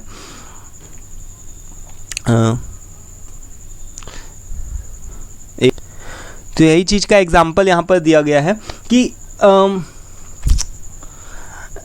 कि प्रोडक्शन तो होता था लेकिन वो प्रोडक्शन जो होता था वो डिले हो जाता था। तो इस तरीके से जो टीम थी, टीम ने क्या किया, डिसाइड किया कि हम यहाँ पर काइजन करेंगे, यानी कि यहाँ पर हम लोग कुछ ना कुछ ऐसा इम्प्रूवमेंट करेंगे जिससे कि देखा जाए कि कहाँ पर दिक्कत आ रही, प्रॉब्लम कहाँ आ रही है, क्यों डिले हो रहा है, क्यों प्रोडक्शन डिले हो रहा है। जो हमारा प्रोडक्शन डिले होगा तो हम देखेंगे ना वहाँ पर क्या दिक्कत आ रही है। जैसे सपोज दैट कि हम खाना बना रहे हैं, तो खाना बनाने के साथ में हमको 4 घंटे लग रहे हैं अगर खाना बनाना, तो हम देखेंगे कि कहाँ पर दिक्कत आ रही है, कि मान लो कि हमारी गैस नहीं सही है, गैस धीमी जलती है, या फिर हम हमारे हाथों में ही दिक्कत है, हमको खाना ही बनाने में प्रॉब्लम होती है। हम अपने ऊपर भी देखेंगे कि हम कोई ट्रेनिंग की ज़रूरत है क्या, या फिर हम अपना मतलब देखेंगे हमारे पास में जो भी रिसोर्सेज हैं खाने बनाने के, गैस वगैरह, उन सब में भी कोई दिक्कत नहीं होनी चाहिए। इसी तरीके से यहाँ पर देखो कि काइजन को करने के लिए, यानी जब भी हमारे जो भी टीम थी उसने क्या देखा कि जो भी प्रोडक्शन होता है वो क्यों यूजुअली डिले हो जाता है। उसका मेन कारण था ये था कि बहुत ज़्यादा बॉटलनेक प्रोसेस थे। बॉटलनेक का मतलब मैं आप लोगों को पहले भी बता चुका हूँ कि बॉटलनेक का मतलब होता है कि ऐसा प्रोसेस जो सबसे ज़्यादा समय लेता है। जैसे कि सपोज दैट अगर मैं खाना बना दूँ तो खाना बनाने के, मान लो कि रोटी बनाने के समय में मुझे सबसे ज़्यादा उसका बॉटलनेक प्रोसेस क्या हो गया उसके लिए देखा जाए तो आटे को सानना, यानी कि जब आटे को पानी के साथ में मैं मिक्स करके उसको सानता हूँ तो वो क्या हो गया, मेरा बॉटलनेक प्रोसेस हो गया। बॉटलनेक प्रोसेस उसी को बोलते हैं, यानी कि जो ऐसा प्रोसेस जो कि पूरे, यानी कि प्रोडक्शन प्रोसेस में जो सबसे ज़्यादा समय लेता है, सबसे ज़्यादा कंज्यूम करता है, उसी को हम क्या बोलते हैं, बॉटलनेक बोलते हैं। उसी प्रोसेस को क्या बोलते हैं, बॉटलनेक, यानी कि सबसे ज़्यादा टाइम कंज्यूम करने वाला प्रोसेस को ही हम बॉटलनेक बोलते हैं। तो हमने देखा वहाँ पर जो टीम थी उसने क्या ऑब्जर्व किया कि भाई यहाँ पर बहुत ज़्यादा बॉटलनेक प्रोसेस है, यहाँ पर बहुत सारे ऐसे प्रोसेस हो रहे हैं जहाँ पर बहुत ज़्यादा समय लग रहा है। इसके साथ ही साथ में जो यूजुअली जो भी वर्कर्स हैं वो क्या करते हैं, उनके अननेसेसरी उनके पास में मूवमेंट है। अगर मान लो उनको एक छोटा सा भी कोई भी मान लो कि छोटा सा एक पार्ट भी लेना होता है तो उनको दूर तक की चल के जाना पड़ता है। इससे क्या होता है कि बहुत ही इंपॉर्टेंट समय चला जाता है। तो उन लोगों ने क्या किया कि उन लोगों ने एक लेस टाइम करने के लिए, यानी कि उनका समय बचाने के लिए उन लोगों ने पास में सारी चीज़ों को रखना स्टार्ट किया। यानी कि प्लांट लेआउट के अंदर हम लोगों ने पढ़ा था ना कि हम अपने मूवमेंट को कंट्रोल करते हैं। ये नहीं कि एक गिलास पानी लेना हो तो हम पता चले कि 10 मीटर 15 मीटर दूरी पे जा रहे हैं तब हम पानी लेकर के आ रहे हैं। तो इससे अच्छा ये है कि हम अपने पास में एक फ़िल्टर रखें, अपने पास में एक बॉटल लेकर के बैठें जिससे हम आसानी से ले सकते हैं। बॉटल हम क्यों लेकर के बैठते हैं, हम कंपनी में जाते हैं, हम स्कूल कॉलेज में जाते हैं तो बॉटल अपनी ले करके जाते हैं, जबकि वहाँ पर पानी लगा होता है। तो ये नहीं कि अगर हमको एक बार प्यास लगी तो हम एक बार पानी पीने के लिए गए, फिर दोबारा प्यास लगी 10 मिनट बाद फिर गए, है ना। तो बॉटल होती है हमारे पास में, तो हम बॉटल से बार बार पिया करते हैं, तो इस वजह से ही पीते हैं कि बार बार हमारा अननेसेसरी मूवमेंट बचे। इसी तरीके से यहाँ पर टीम ने क्या ऑब्जर्व किया कि जो भी वर्कर्स थे उनका बहुत ज़्यादा अननेसेसरी मूवमेंट हो रहा था। एक छोटी सी भी चीज़ उनका अगर उनको लेनी होती थी तो उनको बहुत दूर चल करके जाना पड़ता था। तो इस चीज़ को उन लोगों ने ऑब्जर्व किया और प्लांट लेआउट को फिर से फिक्स किया, यानी कि सभी चीज़ों को पास पास रखना स्टार्ट किया, और इस तरीके से उन लोगों ने इम्प्रूवमेंट किया, जिससे कि क्या हुआ कि जो प्रोडक्शन में जो डिले होता था उसमें काफ़ी हद तक सुधार आया। तो यही क्या हो गया, एक तरीके का आपका यहाँ पर सभी चीज़ों का बताया गया कि ये रियल लाइफ एग्जाम्पल है, आप इसको कोट करके अपने शब्दों में लिख सकते हो। यहाँ पर से मैंने अपने हिसाब से एक्सप्लेन किया है, सारी चीज़ें आप स्क्रीनशॉट ले सकते हो। पीपीटी पीडीएफ का लिंक चाहिए तो आप पीपीटी पीडीएफ चाहिए तो आप व्हाट्सएप पे ले सकते हो, जिससे आप अपनी तरफ से इसको कोट करके बना करके लिख सकते हो एग्जाम में। एग्जाम्पल्स मैं आप फिर से बता दूँ, एग्जाम्पल्स जितना लिखोगे आपके लिए ही उतना ही ज़्यादा बेनिफिशियल है। देन इसके बाद में हम टाइप्स ऑफ काइजन्स को डिस्कस करते हैं, यानी काइजन्स के कौन कौन से टाइप होते हैं। तो इसमें हमारा सबसे पहला टाइप आता है गेम्बा काइजन। गेम्बा काइजन क्या होता है, जहाँ पर हम काम करते हैं, जहाँ जो भी हमारा वर्क प्लेस होता है उसमें ही हम काइजन करते हैं। जैसे कि अगर आप मेरी पहले की वीडियोस देखोगे तो पहले की वीडियोस में क्या होता था, मैं उसको फ़ोन से रिकॉर्ड करता था, देन मैंने धीरे से क्या किया, लैपटॉप को लिया, देन उसके बाद में लैपटॉप से रिकॉर्ड करता था, देन देखा कि अच्छा उसमें तो वॉइस से रिलेटेड इशू आता है, देन अभी मैंने क्या किया, उसमें माइक ले लिया, है ना। तो कई सारी टूल्स और टेक्निक्स को, सॉफ्टवेयर को सीखा, एडिटिंग वगैरह को। तो इससे क्या, यानी कि गेम्बा, यानी कि जो हम अपने हमारे वर्क प्लेस में जो भी हम इम्प्रूवमेंट करते हैं उसको हम गेम्बा काइजन बोलते हैं, गेम्बा काइजन। देन इसके बाद में प्रोसेस काइजन, यानी कि हम जब भी कोई काम करते हैं तो जहाँ पर भी काइजन होता है उसको हम प्रोसेस में इम्प्रूवमेंट करना, उसको हम बोलते हैं प्रोसेस काइजन। देन हमारे वैल्यू स्ट्रीम काइजन, जो हमारी वैल्यू को बढ़ा देते हैं, हमारे प्रोडक्ट की, हमारी सर्विस की जो वैल्यू को बढ़ाते हैं काइजन, उनको हम वैल्यू स्ट्रीम काइजन बोलते हैं। देन स्मॉल स्टेप काइजन, यानी कि छोटे छोटे स्टेप्स, जैसे मैंने आपको एग्जांपल दिया था अभी कि जब मैं कंपनी में काम कर रहा था तो वहाँ पर क्या था कि वायर्स निकले हुए थे, तो वो वायर्स किसी के भी पैर में पड़ सकते थे, सेफ्टी से रिलेटेड इशू था। तो मैंने छोटा सा एक काइजन कर दिया कि भाई उसके ऊपर मैंने प्लास्टिक की पन्नी, प्लास्टिक के रैपर्स चढ़ा दिया, तो बस दैट्स इट, इतना एक छोटा सा स्टेप कर दिया, बस हो गया। तो यहाँ पर यानी कि स्मॉल स्टेप काइजन, छोटे छोटे जो इम्प्रूवमेंट करते हैं। इसी तरीके से क्वालिटी को अगर हम इम्प्रूव करने के लिए कोई भी काइजन करते हैं तो क्वालिटी काइजन, डेली काइजन, छोटे छोटे टास्क अपने घरों में हम करते हैं। तो मान लो कि कहीं कंघा है, कहीं बार बार हमको अलमारी खोलनी पड़ती, निकालना पड़ता है, तो हमने क्या किया, एक बॉक्स को बना करके रख दिया। पेन हमारे खो जाते हैं, तो पेन हमारे खोने से बचने के लिए हमने पता चला कि एक कप लिया और कप के अंदर अपने सारे पेन्स को सेट कर दिए, है ना। या फिर एक हम पेनों का स्टैंड लेकर के आए, तो पेनों के स्टैंड के अंदर हमने सारे पेन को सेट कर दिए। तो यहाँ इससे क्या हो कि हम आप जब भी हमको ज़रूरत होगी तो हम आसानी से अपना पेन निकाल सकते हैं। तो यानी अपने घरों में यदि जो हम छोटे छोटे डेली काइजन्स, डेली इंप्रूवमेंट किया करते हैं, डेली काइजन्स के अंदर आते हैं। तो ये हो गया हमारा types of kaizen. I hope कि क्लियर हो गया होगा। अब हमारा नेक्स्ट है कि यहाँ पर एडवांटेजेस और डिसएडवांटेजेस ऑफ काइजन। तो इससे हमारे बहुत ही एडवांटेजेस होते हैं। कॉन्टीन्यूस इंप्रूवमेंट, एम्प्लॉय इंगेज रहता है, कॉस्ट सेव होती है, क्वालिटी इंप्रूव होती है, एडेप्टेबिलिटी आसानी से होती है। देन इसके डिसएडवांटेजेस भी हैं, इसमें टाइम कंज्यूम होता है, बहुत ज़्यादा रेजिस्टेंस टू चेंज, यानी चेंज होने में इसमें काफ़ी ज़्यादा रेजिस्टेंस, यानी कि ज़रूरी नहीं कि सारी चीज़ें आपको उसी के हिसाब से मिले, लिमिटेड स्कोप है बहुत ज़्यादा। और साथ ही साथ में आपको एफर्ट्स लगाना पड़ता है, काफ़ी अपना एफर्ट्स वगैरह को लगाना पड़ता है। तो यही कि यहाँ पर कुछ एडवांटेजेस और डिसएडवांटेजेस लिखे हुए काइजन्स के, इसको आप अपने हिसाब से समझ सकते हो और भी अच्छे वे में। तो इसके ऊपर अभी टाइम नहीं वेस्ट करता। तो फिलहाल काइजन्स क्या होते हैं, आई होप कि आपको क्लियरली समझ में आ गया होगा। मैंने अपनी तरफ से 100% देने की कोशिश करी इसको समझाने के लिए, तो इसको आप अच्छे से लिख सकते हो, आई होप सो। नाउ अब हम जा रहे हैं दूसरे टूल की तरफ, that is quality circle. 6 number पे हमारा आता है कि क्वालिटी सर्कल। तो क्वालिटी सर्कल क्या होता है? क्वालिटी सर्कल जो होता है दोस्तों, इंडस्ट्री लेवल पे अगर हम बात करें तो ये क्वालिटी का एक तरीके का ग्रुप होता है 5 से 12 लोगों का, यानी कि 5 से 12 लोगों के बीच का एक ग्रुप बनाया जाता है। और इस ग्रुप के अंदर क्या होता है, वॉलंटरी लोग, यानी कि अपनी तरफ से, अपनी इच्छा से क्या करते हैं, आते हैं और जगह जगह इम्प्रूव करने की कोशिश करते हैं। यानी जो भी उनको जहाँ पर भी क्वालिटी से रिलेटेड इशू दिखता है, जहाँ पर भी क्वालिटी से रिलेटेड कहीं पर भी इशू दिखता है, तो वहाँ पर उस क्वालिटी को इम्प्रूव करने के लिए क्वालिटी सर्कल, यानी कि ये टीम जो होती है 5 से 12 लोगों की, जिसकी रेंज 5 से 12 लोगों के एक यानी मेंबर्स की होती है, तो वो क्या कर सकते हैं, इम्प्रूव कर सकते हैं। तो यानी कि जो एग्जैक्ट साइज़ है, इसको ज़रूरी नहीं कि 5 से 12 ही लोग होते हैं, इसके आपकी कंपनी के साइज़ के हिसाब से, यानी कंपनी का साइज़ किस तरीके का है, ज़्यादा बड़ी कंपनी है तो और भी ज़्यादा लोग ऐड हो सकते हैं, छोटी कंपनी तो कम लोग भी, 3 लोग भी ऐड हो सकते हैं। तो ज़रूरी नहीं कि 5 से 12 लोग हो, बट नॉर्मली हाँ एक स्टैंडर्ड बनाया गया कि 5 से 12 लोग होते हैं इस क्वालिटी ग्रुप के अंदर, क्वालिटी सर्कल के अंदर। तो ये एक तरीके की स्मॉल ग्रुप एक्टिविटी होती है, स्मॉल ग्रुप एक्टिविटी होती है यहाँ पर, स्मॉल ग्रुप एक्टिविटी, SGA का नाम ध्यान रखिएगा। SGA क्या होता है, यानी कि स्मॉल, जब भी क्वालिटी सर्कल की हम बात करते हैं तो SGA का जरूर से नाम आता है, यानी स्मॉल ग्रुप एक्टिविटी होती है of employees from the same department, यानी कि सेम डिपार्टमेंट से आए लोग या फिर अलग अलग डिपार्टमेंट के लोग होते हैं। वो सभी लोग क्या होते हैं कि वॉलेंटरी, यानी कि अपनी इच्छा से, अपनी मर्जी के साथ आते हैं, come together to identify and solve work related problems. और वो सभी लोग क्या करना चाहते हैं कि अपने वर्क रिलेटेड प्रॉब्लम्स, जहाँ पर भी उनको कहीं पर भी जो भी प्रॉब्लम्स दिखती हैं, उन सभी को वो अपनी इच्छा से सॉल्व करना चाहते हैं। किस एम के साथ में, इस एम के साथ में कि प्रोडक्ट की क्वालिटी इंप्रूव हो, प्रोडक्टिविटी इंक्रीज़ हो, उसके साथ ही साथ में जो वर्क प्लेस हो उसकी इफ़िशियंसी बढ़े।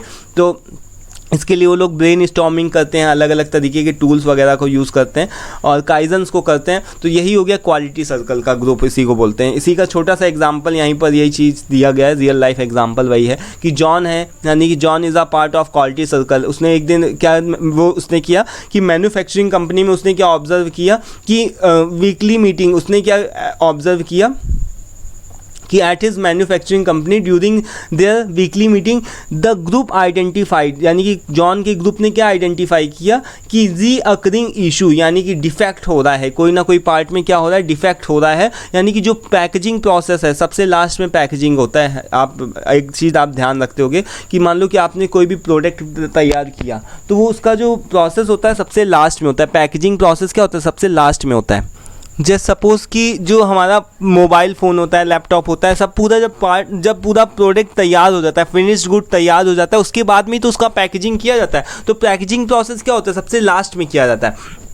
तो जॉन जो था, उसकी टीम ने क्या ऑब्जर्व किया कि पैकेजिंग प्रोसेस में क्या होता है कि डिफेक्ट हो रहा है, यानी कि पैकेजिंग प्रोसेस जहाँ पर हो रहा है, पैकेजिंग के जहाँ पर पैकेजिंग की जा रही है प्रोडक्ट की, माल की, वहाँ पर क्या हो रहा है कि कोई ना कोई तरीके का डैमेज हो जाता है, प्रोडक्ट की सही तरीके से पैकेजिंग नहीं करी जाती, इस वजह से क्या हो जाता है, प्रोडक्ट डैमेज हो जाता है। अब सपोज दैट कि अगर हमारा जो भी फ़ोन होगा, लैपटॉप होगा, अगर वो सही से पैक होकर के नहीं आएगा तो उससे क्या हो सकता है, हमारा प्रोडक्ट डैमेज भी हो सकता है, टूट भी सकता है। तो इसके लिए उन लोगों ने क्या किया कि ब्रेन स्टॉर्म करना स्टार्ट किया। उन लोगों ने कुछ ना कुछ आइडिया को जनरेट करना स्टार्ट किया कि ऐसा क्यों होता है, और उन लोगों ने फाइनली क्या किया कि इम्प्लीमेंट, एक तरीके का उन लोगों ने क्या किया, उस क्वालिटी सर्कल ग्रुप ने क्या किया, एक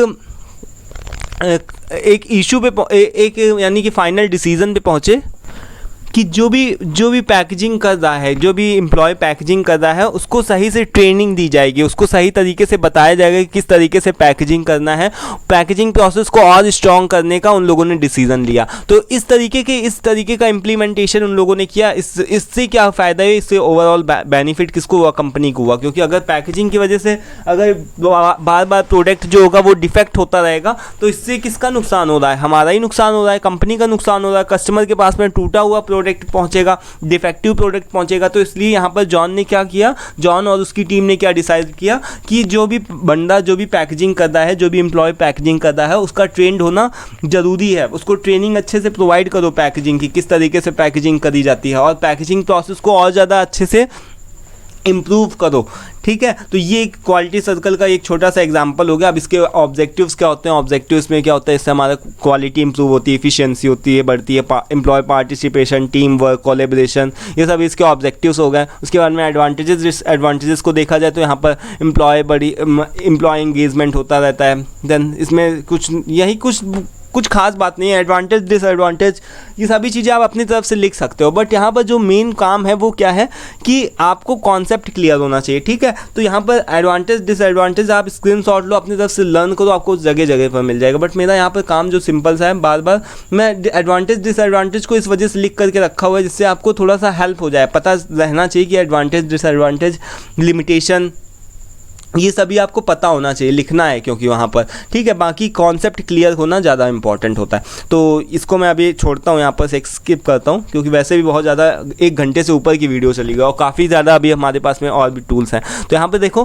कि 7 नंबर पर आता है कि क्वालिटी कंट्रोल, जैसे क्वालिटी सर्कल था उसी तरीके से हमारे पास में 7 नंबर पर कि क्या है, क्वालिटी कंट्रोल। क्वालिटी को कंट्रोल करने का क्या मतलब है, जैसे मैंने अभी बताया था ना, एक छोटा सा एग्जाम्पल दिया था कि मान लो कि हमने एक टारगेट फिक्स किया कि इस बार हमको 90% मार्क्स लेकर के आना है, बट आए मेरे 80%, तो 10% का गैप जो हो गया वो हमारा क्या कहलाएगा, वेरिएशन। 10% का जो हमारा गैप हो गया वो क्या हो गया, वेरिएशन हो गया। यानी कि 90% से लेकर के 80% के बीच में हमारा 10% का क्या हो गया, ये वेरिएशन हो गया। तो इस वेरिएशन को कंट्रोल करने के लिए, ये वेरिएशन ना हो, इस वेरिएशन को कंट्रोल करने के लिए जो भी टूल्स टेक्निक्स का यूज़ किया जाता है उसी को हम क्या बोलते हैं, कंट्रोल कर, यानी कि क्वालिटी को कंट्रोल करना, वेरिएशंस को कंट्रोल करना, सिंपल सा बात है। तो यानी कि यहाँ पर यही चीज़ बताई गई है कि जो भी हमारी सर्टेन स्टैंडर्ड्स, जो भी स्टैंडर्ड्स को क्या होना चाहिए, मीट होने चाहिए, जो भी कस्टमर की एक्सपेक्टेशन है और डिफेक्ट्स वगैरह हो वो रेड्यूस ना हो। क्वालिटी कंट्रोल करने का यही सिंपल सा मतलब होता है। तो उसके बहुत ऑब्जेक्टिव होते हैं, जैसे कि क्या है कि क्वालिटी को इम्प्रूव करना, है ना, डिफेक्ट्स को रिड्यूस करना, वेस्टेज कम हो, इसके साथ ही साथ में हमारे क्वालिटी स्टैंडर्ड्स बने रहे, मेंटेन रहे, और ऑर्गेनाइजेशन की रेपुटेशन बनी रहे, और एम्प्लॉय का मोरल, एम्प्लॉय का मोटिवेशन बना रहे, और इसके बाद में ओवरऑल इफ़िशियंसी और इफ़ेक्टिवनेस बनी रहे कंपनी की। तो ये सभी चीज़ होती हैं क्वालिटी कंट्रोल के कुछ एक ऑब्जेक्टिव्स। अब हम आगे बढ़ते हैं 7, यहाँ पर क्वालिटी कंट्रोल के बाद में अब हम लोग आते हैं 7 QC टूल के ऊपर। 7 QC टूल का क्या जो फुल फॉर्म होता है वो होता है हमारा 7 क्वालिटी कंट्रोल टूल्स। ये काफ़ी इंपॉर्टेंट टॉपिक है, 7 QC टूल्स आपके आ भी सकते हैं। तो ये 7 क्वालिटी कंट्रोल के ऐसे टूल्स यहाँ पर बताए गए हैं जो कि आपकी क्वालिटी के रिलेटेड इश्यूज़ को क्या कर सकते हैं, इम्प्रूव कर सकते हैं। जैसे यहाँ पर आपको बताया गया कि हम इन 7 टूल्स को क्यों यूज़ करते हैं, है ना। 7 टूल्स क्या होते हैं अभी हम लोग आगे पढ़ेंगे, बट उन टूल्स को पढ़ने से पहले आपको ये चीज़ ध्यान रखना है कि ये जो टूल्स होते हैं वो हमारी क्वालिटीज़ को, यानी कि हमारे प्रोडक्ट की, हमारी सर्विस की क्वालिटी को इम्प्रूव करने के लिए यूज़ किए जाते हैं। इन टूल्स का यूज़ किया जाता है। इन टूल्स का यूज़ हमारी प्रॉब्लम सॉल्विंग को करने के लिए, प्रॉब्लम्स को, कोई भी प्रॉब्लम होती है उस प्रॉब्लम को सॉल्व करने के लिए, डेटा को एनालिसिस करने के लिए, और साथ ही साथ में क्वालिटी को मैनेजमेंट करने के लिए यूज़ किया जाता है। प्रोसेस का इम्प्रूवमेंट के लिए भी इन क्वालिटी के टूल्स का यूज़ किया जाता है। तो हम क्वालिटी के 7 QC टूल्स का यूज़ किस वजह से करते हैं, क्वालिटी को मैनेज करने के लिए, प्रॉब्लम सॉल्विंग के लिए, डेटा के एनालिसिस के लिए, और प्रोसेस के इम्प्रूवमेंट के लिए। तो ये 4 चीज़ों के लिए हम 7 QC टूल्स का यूज़ करते हैं। So these tools collectively helps organisation improve quality, identify root causes of the problem. यानी कि हमारे जो ये 7 QC टूल्स होते हैं ये हमारी कंपनी के ऑर्गेनाइजेशन की हेल्प करते हैं कि हमारी कंपनी की ऑर्गेनाइजेशन की जो भी हमारी क्वालिटी होती है उसको मेंटेन रहती है, हमारी क्वालिटी मेंटेन रहती है। देन इससे हमको कोई भी प्रॉब्लम होती है तो उसका रूट कॉज पता चलता है। इसके साथ ही साथ में हमारे डिसीजन मेकिंग प्रोसेस में भी ये टूल्स हमारी हेल्प करते हैं। तो अब हम देखते हैं यहाँ पर मेनली 7 QC टूल्स हैं कौन कौन से। तो यहाँ पर आपको ध्यान रखना है कि यहाँ पर 7 QC टूल इस तरीके से हैं, बट इसको याद रखने से पहले मैं इसको याद करने का एक सिंपल सा आपको बता देता हूँ किस तरीके से आपको याद रखना है। तो ये नाम के 7, बट 2 एडिशनली मैंने ऐड किए हुए हैं क्योंकि वो भी कई जगह पर आपको देखना पड़ेगा। बी चिप्स, इस तरीके से आप इसको याद कर लें, BCHI,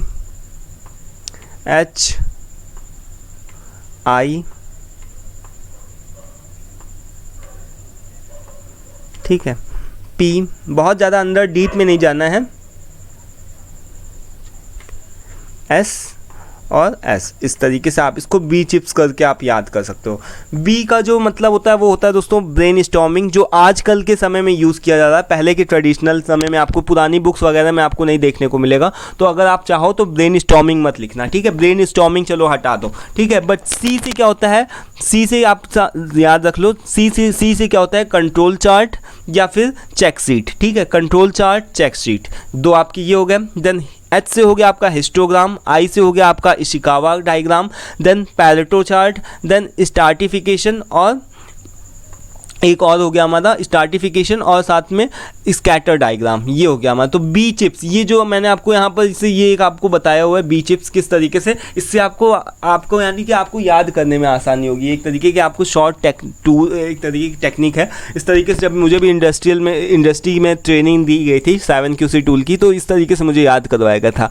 जो मेरे ट्रेनर थे उन्होंने इस तरीके से ही याद करवाया था बी चिप्स करके। तो बी चिप्स का करने का मतलब कि बी जो आपका जो आ गया ब्रेन स्टॉर्मिंग, जो आज के लेटेस्ट 7QC टूल में, बट यहाँ पर देखा जाए तो आपके इस तरीके से हो गए, तो आपको ऐसे ही याद हो जाएगा, तो उसको आप आसानी से कर सकते हो। अभी देखो हम लोग देखते हैं यहाँ पर कि अगर इसके आप नाम भी याद कर लोगे ना तो अब पर भी बड़ी बात है। तो चेक शीट हमारा सबसे पहला क्या है, चेक शीट। चेक शीट में हम लोग इसको टैली शीट भी बोलते हैं। और टैली शीट को हम चेक शीट के अंदर, जैसे आप देखते होगे जाकर कि कभी भी आप वॉशरूम वगैरह पे जाओ, कहीं पर भी होटल्स के अंदर जाओ, चेक शीट एक तरीके का जब भी आप वॉशरूम के अंदर जाते होगे तो एक आपको कागज़ दिखता होगा, दरवाजे पर चिपका रहता होगा, जिसमें टैली के फॉर्म में 1 2 3 4 फिर 5 डंडा नहीं होता है, यहाँ पर 5 जब भी उनको लिखना होता है तो इस तरीके से, यानी एक टैली। यानी कि चेक शीट का हम यूज़ क्यों करते हैं कि हम देखते हैं कि हम जो भी प्रोसेस कर रहे हैं उसको पहले से चेक कर लेते हैं। जैसे suppose that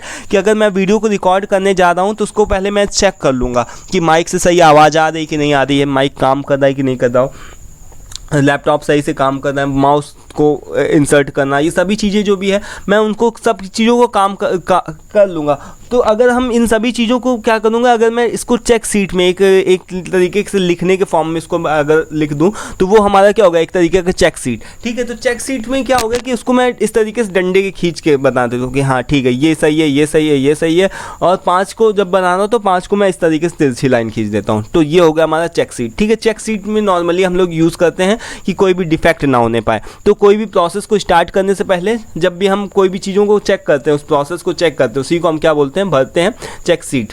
then control chart, control chart को हम लोग शिवार्ट चार्ट के नाम से भी बोल सकते हैं। इसमें हम क्या करते हैं, प्रोसेस को कंट्रोल करने की कोशिश करते हैं। देन हिस्टोग्राम आता है। हिस्टोग्राम एक तरीके का आपका ग्राफिकल रिप्रेजेंटेशन होता है, जैसे यहाँ पर बताया गया कि एक ग्राफिकल रिप्रेजेंटेशन के फॉर्म में है। इस तरीके से डेटा जैसे देखते होगे ना कि इस तरीके से ये बना होगा, देन इसके बाद में इस तरीके का ये बना है, देन ये बना है, ये इस तरीके का, ये क्या हो गया, हिस्टोग्राम। हिस्टोग्राम इस तरीके का ही होता है, आपने देखा होगा नॉर्मली। देन इसके बाद में कॉज एंड इफेक्ट, इसी को हम लोग इशिकावा डायग्राम बोलते हैं। इशिकावा डायग्राम बोल लो, कुछ भी आ जाए, आपको कंफ्यूज नहीं होना है। इशिकावा डायग्राम, फिशबोन डायग्राम या फिर कॉज एंड इफेक्ट डायग्राम, ये तीनों वर्ड सेम है। तो ये आपको क्या है कि एक तरीके का ऐसा होता है कि कॉज एंड इफेक्ट इस चीज़ के ऊपर फोकस करता है कि the fishbone diagram helps user identify the various factors, यानी कॉजेज की उसका कारण क्या है, उसका प्रभाव क्या पड़ेगा, इस चीज़ के ऊपर फोकस किया जाता है। मेनली आपको यहाँ पर बहुत ज़्यादा अंदर तक नहीं जाना है, बट आपको 7QC टूल के बारे में बताओ और इनके जो नाम हो एटलीस्ट ये पता होना चाहिए, एक एक लाइन इनके बारे में लिख दो। पैरेटो चार्ट, पैरेटो चार्ट क्या होता है दोस्तों, 80-20 रूल होता है। 80-20 रूल के अंदर क्या होता है कि आपकी 80% माइनर प्रॉब्लम्स ऐसे ही सॉल्व हो जाती हैं अगर आप 20% मेजर प्रॉब्लम्स के ऊपर वर्क कर लेते हो। इसके अंदर यही होता है। पैरेटो चार्ट हमारा इस चीज़ के ऊपर फोकस करता है कि सपोज दैट कि हमारे पास में 100% प्रॉब्लम है, हमारे लाइफ में बहुत ज़्यादा प्रॉब्लम है, लेकिन अगर हम 20% मेजर प्रॉब्लम्स के ऊपर वर्क कर लेते हैं, अगर हम 20% अपने मेजर प्रॉब्लम्स को सॉल्व कर देते हैं तो 80% ऑटोमेटिक ही सॉल्व हो जाती हैं। इसमें कोई बड़ी बात नहीं है, बट हाँ ये एकदम आपकी पर्सनल लाइफ से रिलेटेड भी है कि अगर आप 20% भी अपनी मेजर प्रॉब्लम्स को सॉल्व कर लेते हो तो आपकी 80% प्रॉब्लम्स ऐसे ही सॉल्व हो जाती है। तो यही पैरेटो चार्ट रूल बोलता है, यही 80-20 रूल, इस वजह से हम लोग इसको बोलते भी हैं। देन इसके बाद में स्कैटर डायग्राम, स्कैटर डायग्राम क्या होता है, इसको हम लोग स्कैटर प्लॉट के नाम से भी बोलते हैं। तो ये क्या करता है कि अलग अलग चीज़ों के, यानी कि 2 वेरिएबल्स हैं या फिर जो भी दो अलग अलग चीज़ें होती हैं उनको अलग अलग स्कैटर करने का, यानी कि इसको हम लोग छटाई करने के लिए हम इसको इस तरीके का यूज़ करते हैं। देन स्ट्रैटिफिकेशन, स्ट्रैटिफिकेशन क्या होता है दोस्तों कि ये चीज़ यहाँ बताई गई कि stratification analysis is a quality assurance tool, यानी क्वालिटी को एश्योर करने का एक टूल होता है जिसमें हम लोग क्या करते हैं, डेटा को शॉर्ट करते हैं, डेटा को अलग अलग करते हैं, ऑब्जेक्ट्स करते हैं, है ना, और उसको सेपरेट करते हैं। इतना ही ध्यान रखो। देन इसके बाद में 2 हमारे पास में होते तो 7 है, अगर आप 7 भी लिख दोगे, अगर यहाँ तक भी लिखोगे तो ठीक है, काम चल जाएगा। बट ये 8 और 9 मैं आपको ऐसे ही बता देता हूँ क्योंकि ये आज के मॉडर्न टाइम पे यूज़ होना है। तो फ्लो चार्ट का यूज़ हो रहा है और ब्रेन स्टॉर्मिंग, यानी कि कोई भी आप क्वालिटी को कंट्रोल करने की कोशिश करते हो तो आपको उसके लिए ब्रेन स्टॉर्मिंग भी करनी पड़ती है। तो ये फ्लो चार्ट और ब्रेन स्टॉर्मिंग, ये दो आपके और एडिशनली अलग से ये हो गया। ठीक है, तो आई होप कि क्लियर हो गया होगा 7 QC टूल्स क्या होते हैं। इनके नाम आपको बी चिप्स की हेल्प से आप बहुत ही अच्छे से याद कर सकते हो। तो ये हो गया 7 QC टूल। देन अब हमारे पास में दोस्तों नेक्स्ट जो हमारा टॉपिक है that is 5S metrology. 5S metrology यानी 5S क्या होते हैं दोस्तों? 5S का मतलब क्या होता है मैं आपको बता देता हूँ।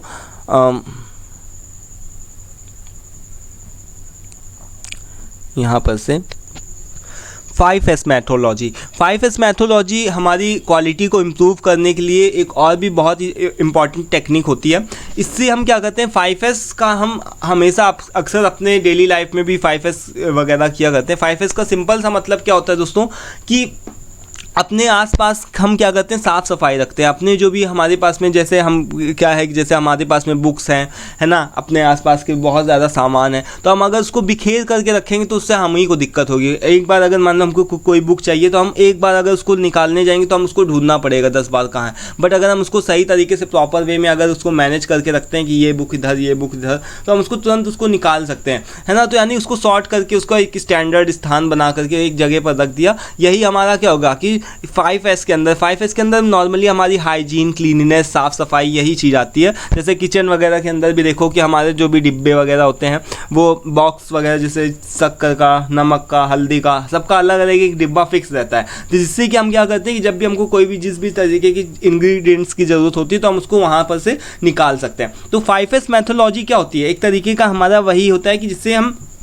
यहाँ पर बताया गया कि सिस्टमैटिक मैथोलॉजी है, यानी जिसकी हेल्प से हम क्या कर सकते हैं, मेंटेन अ क्लीन यानी क्लीननेस को हम लोग मेंटेन कर सकते हैं, इफ़िशिएंट एंड सेफ इन्वायरमेंट। ऐसा नहीं होना चाहिए कि सेफ इन्वायरमेंट, जैसे मान लो कि हमारे घर में आसपास बिखरा पड़ा है, सामान वेस्टेज पड़ा है। इसी तरीके से अगर हम इंडस्ट्री की बात करें तो वहाँ पर अगर मान लो सामान बिखरा है एकदम, काम करने में फिर मन ही नहीं लगेगा, केमिकल्स पड़े हुए हैं, केमिकल के अलावा जो भी आपके टूल्स हों, इस तरीके से सारी चीज़ें पड़ी हुई हैं, इधर उधर बिखरी हुई पड़ी हुई, तो आपका मन लगेगा नहीं। अपने घर में भी, कमरे में भी देखो आप 5S करते हो कि बहुत ज़्यादा कमरा बिखरा होता है तो आप कपड़ों को अपनी जगह पर रखते हो, बेड का शीट सही करोगे, कॉपी किताबें जो होंगी उनको अपनी जगह पर अपनी जगह पर लगाओगे। तो यही चीज़ बताएगा। तो 5S जो होते हैं दोस्तों मेनली ये जापानीज़ वर्ड है जिसमें आपको हर एक लेटर S से शुरू होता है, ये चीज़ आपको बताएगा। तो अब ये कौन कौन से 5 वर्ड्स हैं यहाँ पर से आप देख लो, सेरी, सीटोन, सीसो, सिकेत्सु एंड शित्सुके। ये आपको जापानीज़ वर्ड्स जो भी हैं वो आपको याद रखने पड़ेंगे, ये आपको याद करने पड़ेंगे, क्योंकि अगर आप जब भी कंपनी में जाओगे तो आपको ये वर्ड्स पहले वहीं याद करने पड़ेंगे। इससे अच्छा आप यहीं पर ही याद करो, ठीक है। सेरी, सीटोन, सीसो, सिकेत्सु एंड शित्सुके, ये 5 वर्ड्स होते हैं, इनको आपको ज़रूर से याद करना चाहिए। और इनका जो इंग्लिश नेम होता है वो यहाँ पर बताएगा। सेरी का मतलब होता है कि शॉर्टिंग कर दो, यानी कि अगर आपके पास में हमारे पास में जब बहुत सारी बुक्स वगैरह पड़ी होती हैं तो हम क्या करते हैं, उनको शॉर्टिंग करते हैं, यानी कि उनको शॉर्ट करते हैं कि मान लो कि मैनेजमेंट की बुक इधर रखेंगे, ऑपरेशंस की बुक इधर रखेंगे, क्लास 12th की बुक अलग हो गई, 11th की बुक अलग हो गई। यानी कि जब हम शॉपकीपर के पास में जाते हैं, जहाँ पर जो भी बुक खरीदने के लिए जाते हैं, तो वो भी अपनी क्या करता है, शॉर्ट करके रखता है ना। मैनेजमेंट की बुक अलग रखता है और कंपटीशन की बुक अलग से रखता है, इंजीनियरिंग की बुक, बीटेक वगैरह के लोगों की बुक अलग रखता है। तो इस तरीके से शॉर्टिंग करके रखो, हर चीज़ का एक प्रॉपर शॉर्टिंग होना चाहिए। देन उसके बाद में सेट इन ऑर्डर, यानी कि एक ऑर्डर में लगाओ, ऑर्डर यानी कि अरेंज करो। यहाँ पर ये चीज़ बताएगी कि arranging in a set in order, यानी कि अरेंज उसको करो, प्रॉपर तरीके से उसको अरेंज करके रखो। देन उसको शाइन, यानी कि कपड़ा मारते रहो, बढ़िया से उसकी रेगुलर क्लीनिंग वगैरह करो। ऐसा नहीं है कि आपने एक बार सभी चीज़ों को सॉर्ट कर दिया, रख दिया और उसको ऊपर कपड़ा नहीं मारो, धूल जम जाएगी उसके ऊपर। तो शाइन करते रहो उसको, यानी कि सीसो का मतलब क्या हो गया, शाइन करते रहो, उसके अंदर की रेगुलर क्लीनिंग की आदत को डालो। देन स्टैंडर्डाइजेशन, सिकेत्सु का क्या मतलब होता है, स्टैंडर्डाइजेशन, एक प्रॉपर स्टैंडर्डाइजेशन फिक्स करो, जिससे कि यानी कि आपकी अपनी प्रैक्टिसेस होनी चाहिए, आपकी अपनी इम्प्लीमेंटेशन की, किस तरीके से हमको कैसा। स्टैंडर्डाइजेशन का मतलब ये नहीं कि अब ऐसा है कि आपको हर बार ये तो नहीं कि आपकी हफ्ते में एक दिन सफाई करोगे, आप रोज़ सफाई करोगे और रोज़ अगर जो भी आपने बुक जहाँ से निकाली है तो उसको वहीं पर ही रखोगे। तो वही क्या होगा कि एक स्टैंडर्डाइजेशन, एक आपने स्टैंडर्ड फिक्स कर दिया कि अच्छा मैनेजमेंट की अगर हम बुक निकालेंगे तो हम उसको उसी जगह पर फिक्स करेंगे जा कर के।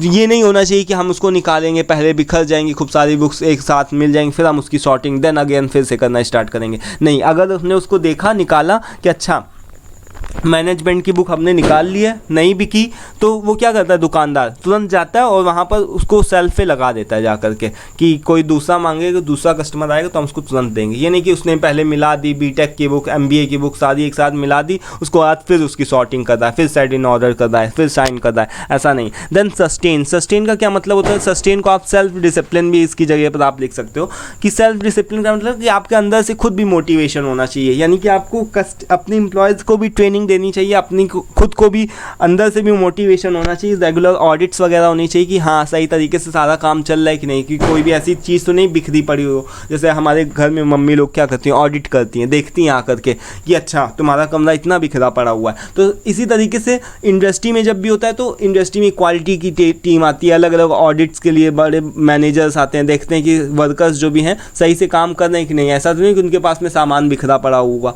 इस तरीके से देखते रहते हैं, यानी कि शिकेत्सु का मतलब कि सेल्फ डिसिप्लिन, अपने में डिसिप्लिन लेकर के आओ और इस आदत को रोज़ अपनाओ। तो यही है दोस्तों हमारे 5S मैथोलॉजी के अंदर, यही 5 वर्ड्स हैं, बहुत ही सिंपल, बहुत ही ईजी, और इनके बस जापानीज़ नेम है, इनको थोड़ा सा याद करना थोड़ा सा कठिन होता है, बट एक दो बार आप लिख करके देखोगे विद स्पेलिंग आपको सही से याद हो जाएगा। तो इसके एडवांटेजेस और डिसएडवांटेजेस की बात करें तो बहुत ही एडवांटेजेस हैं इसके। इससे हमारी इफिशियंसी, प्रोडक्टिविटी बढ़ती है, हमारा वर्क प्लेस में सेफ्टी बढ़ती है, सर्विस क्वालिटी इंक्रीज़ होती है, एम्प्लॉय का इंगेजमेंट होता है, कॉस्ट सेव होती है ना। इसके डिसएडवांटेजेस की बात करें तो हाँ, इसमें समय का कंज्यूममेंट ज़्यादा लगता है, समय ज़्यादा लगता है, बार बार उसको सही से रखो जा करके, बट स्टिल अच्छी चीज़ है। साफ सफाई, क्लीनिनेस, हाइजीन करना अच्छी बात होती है।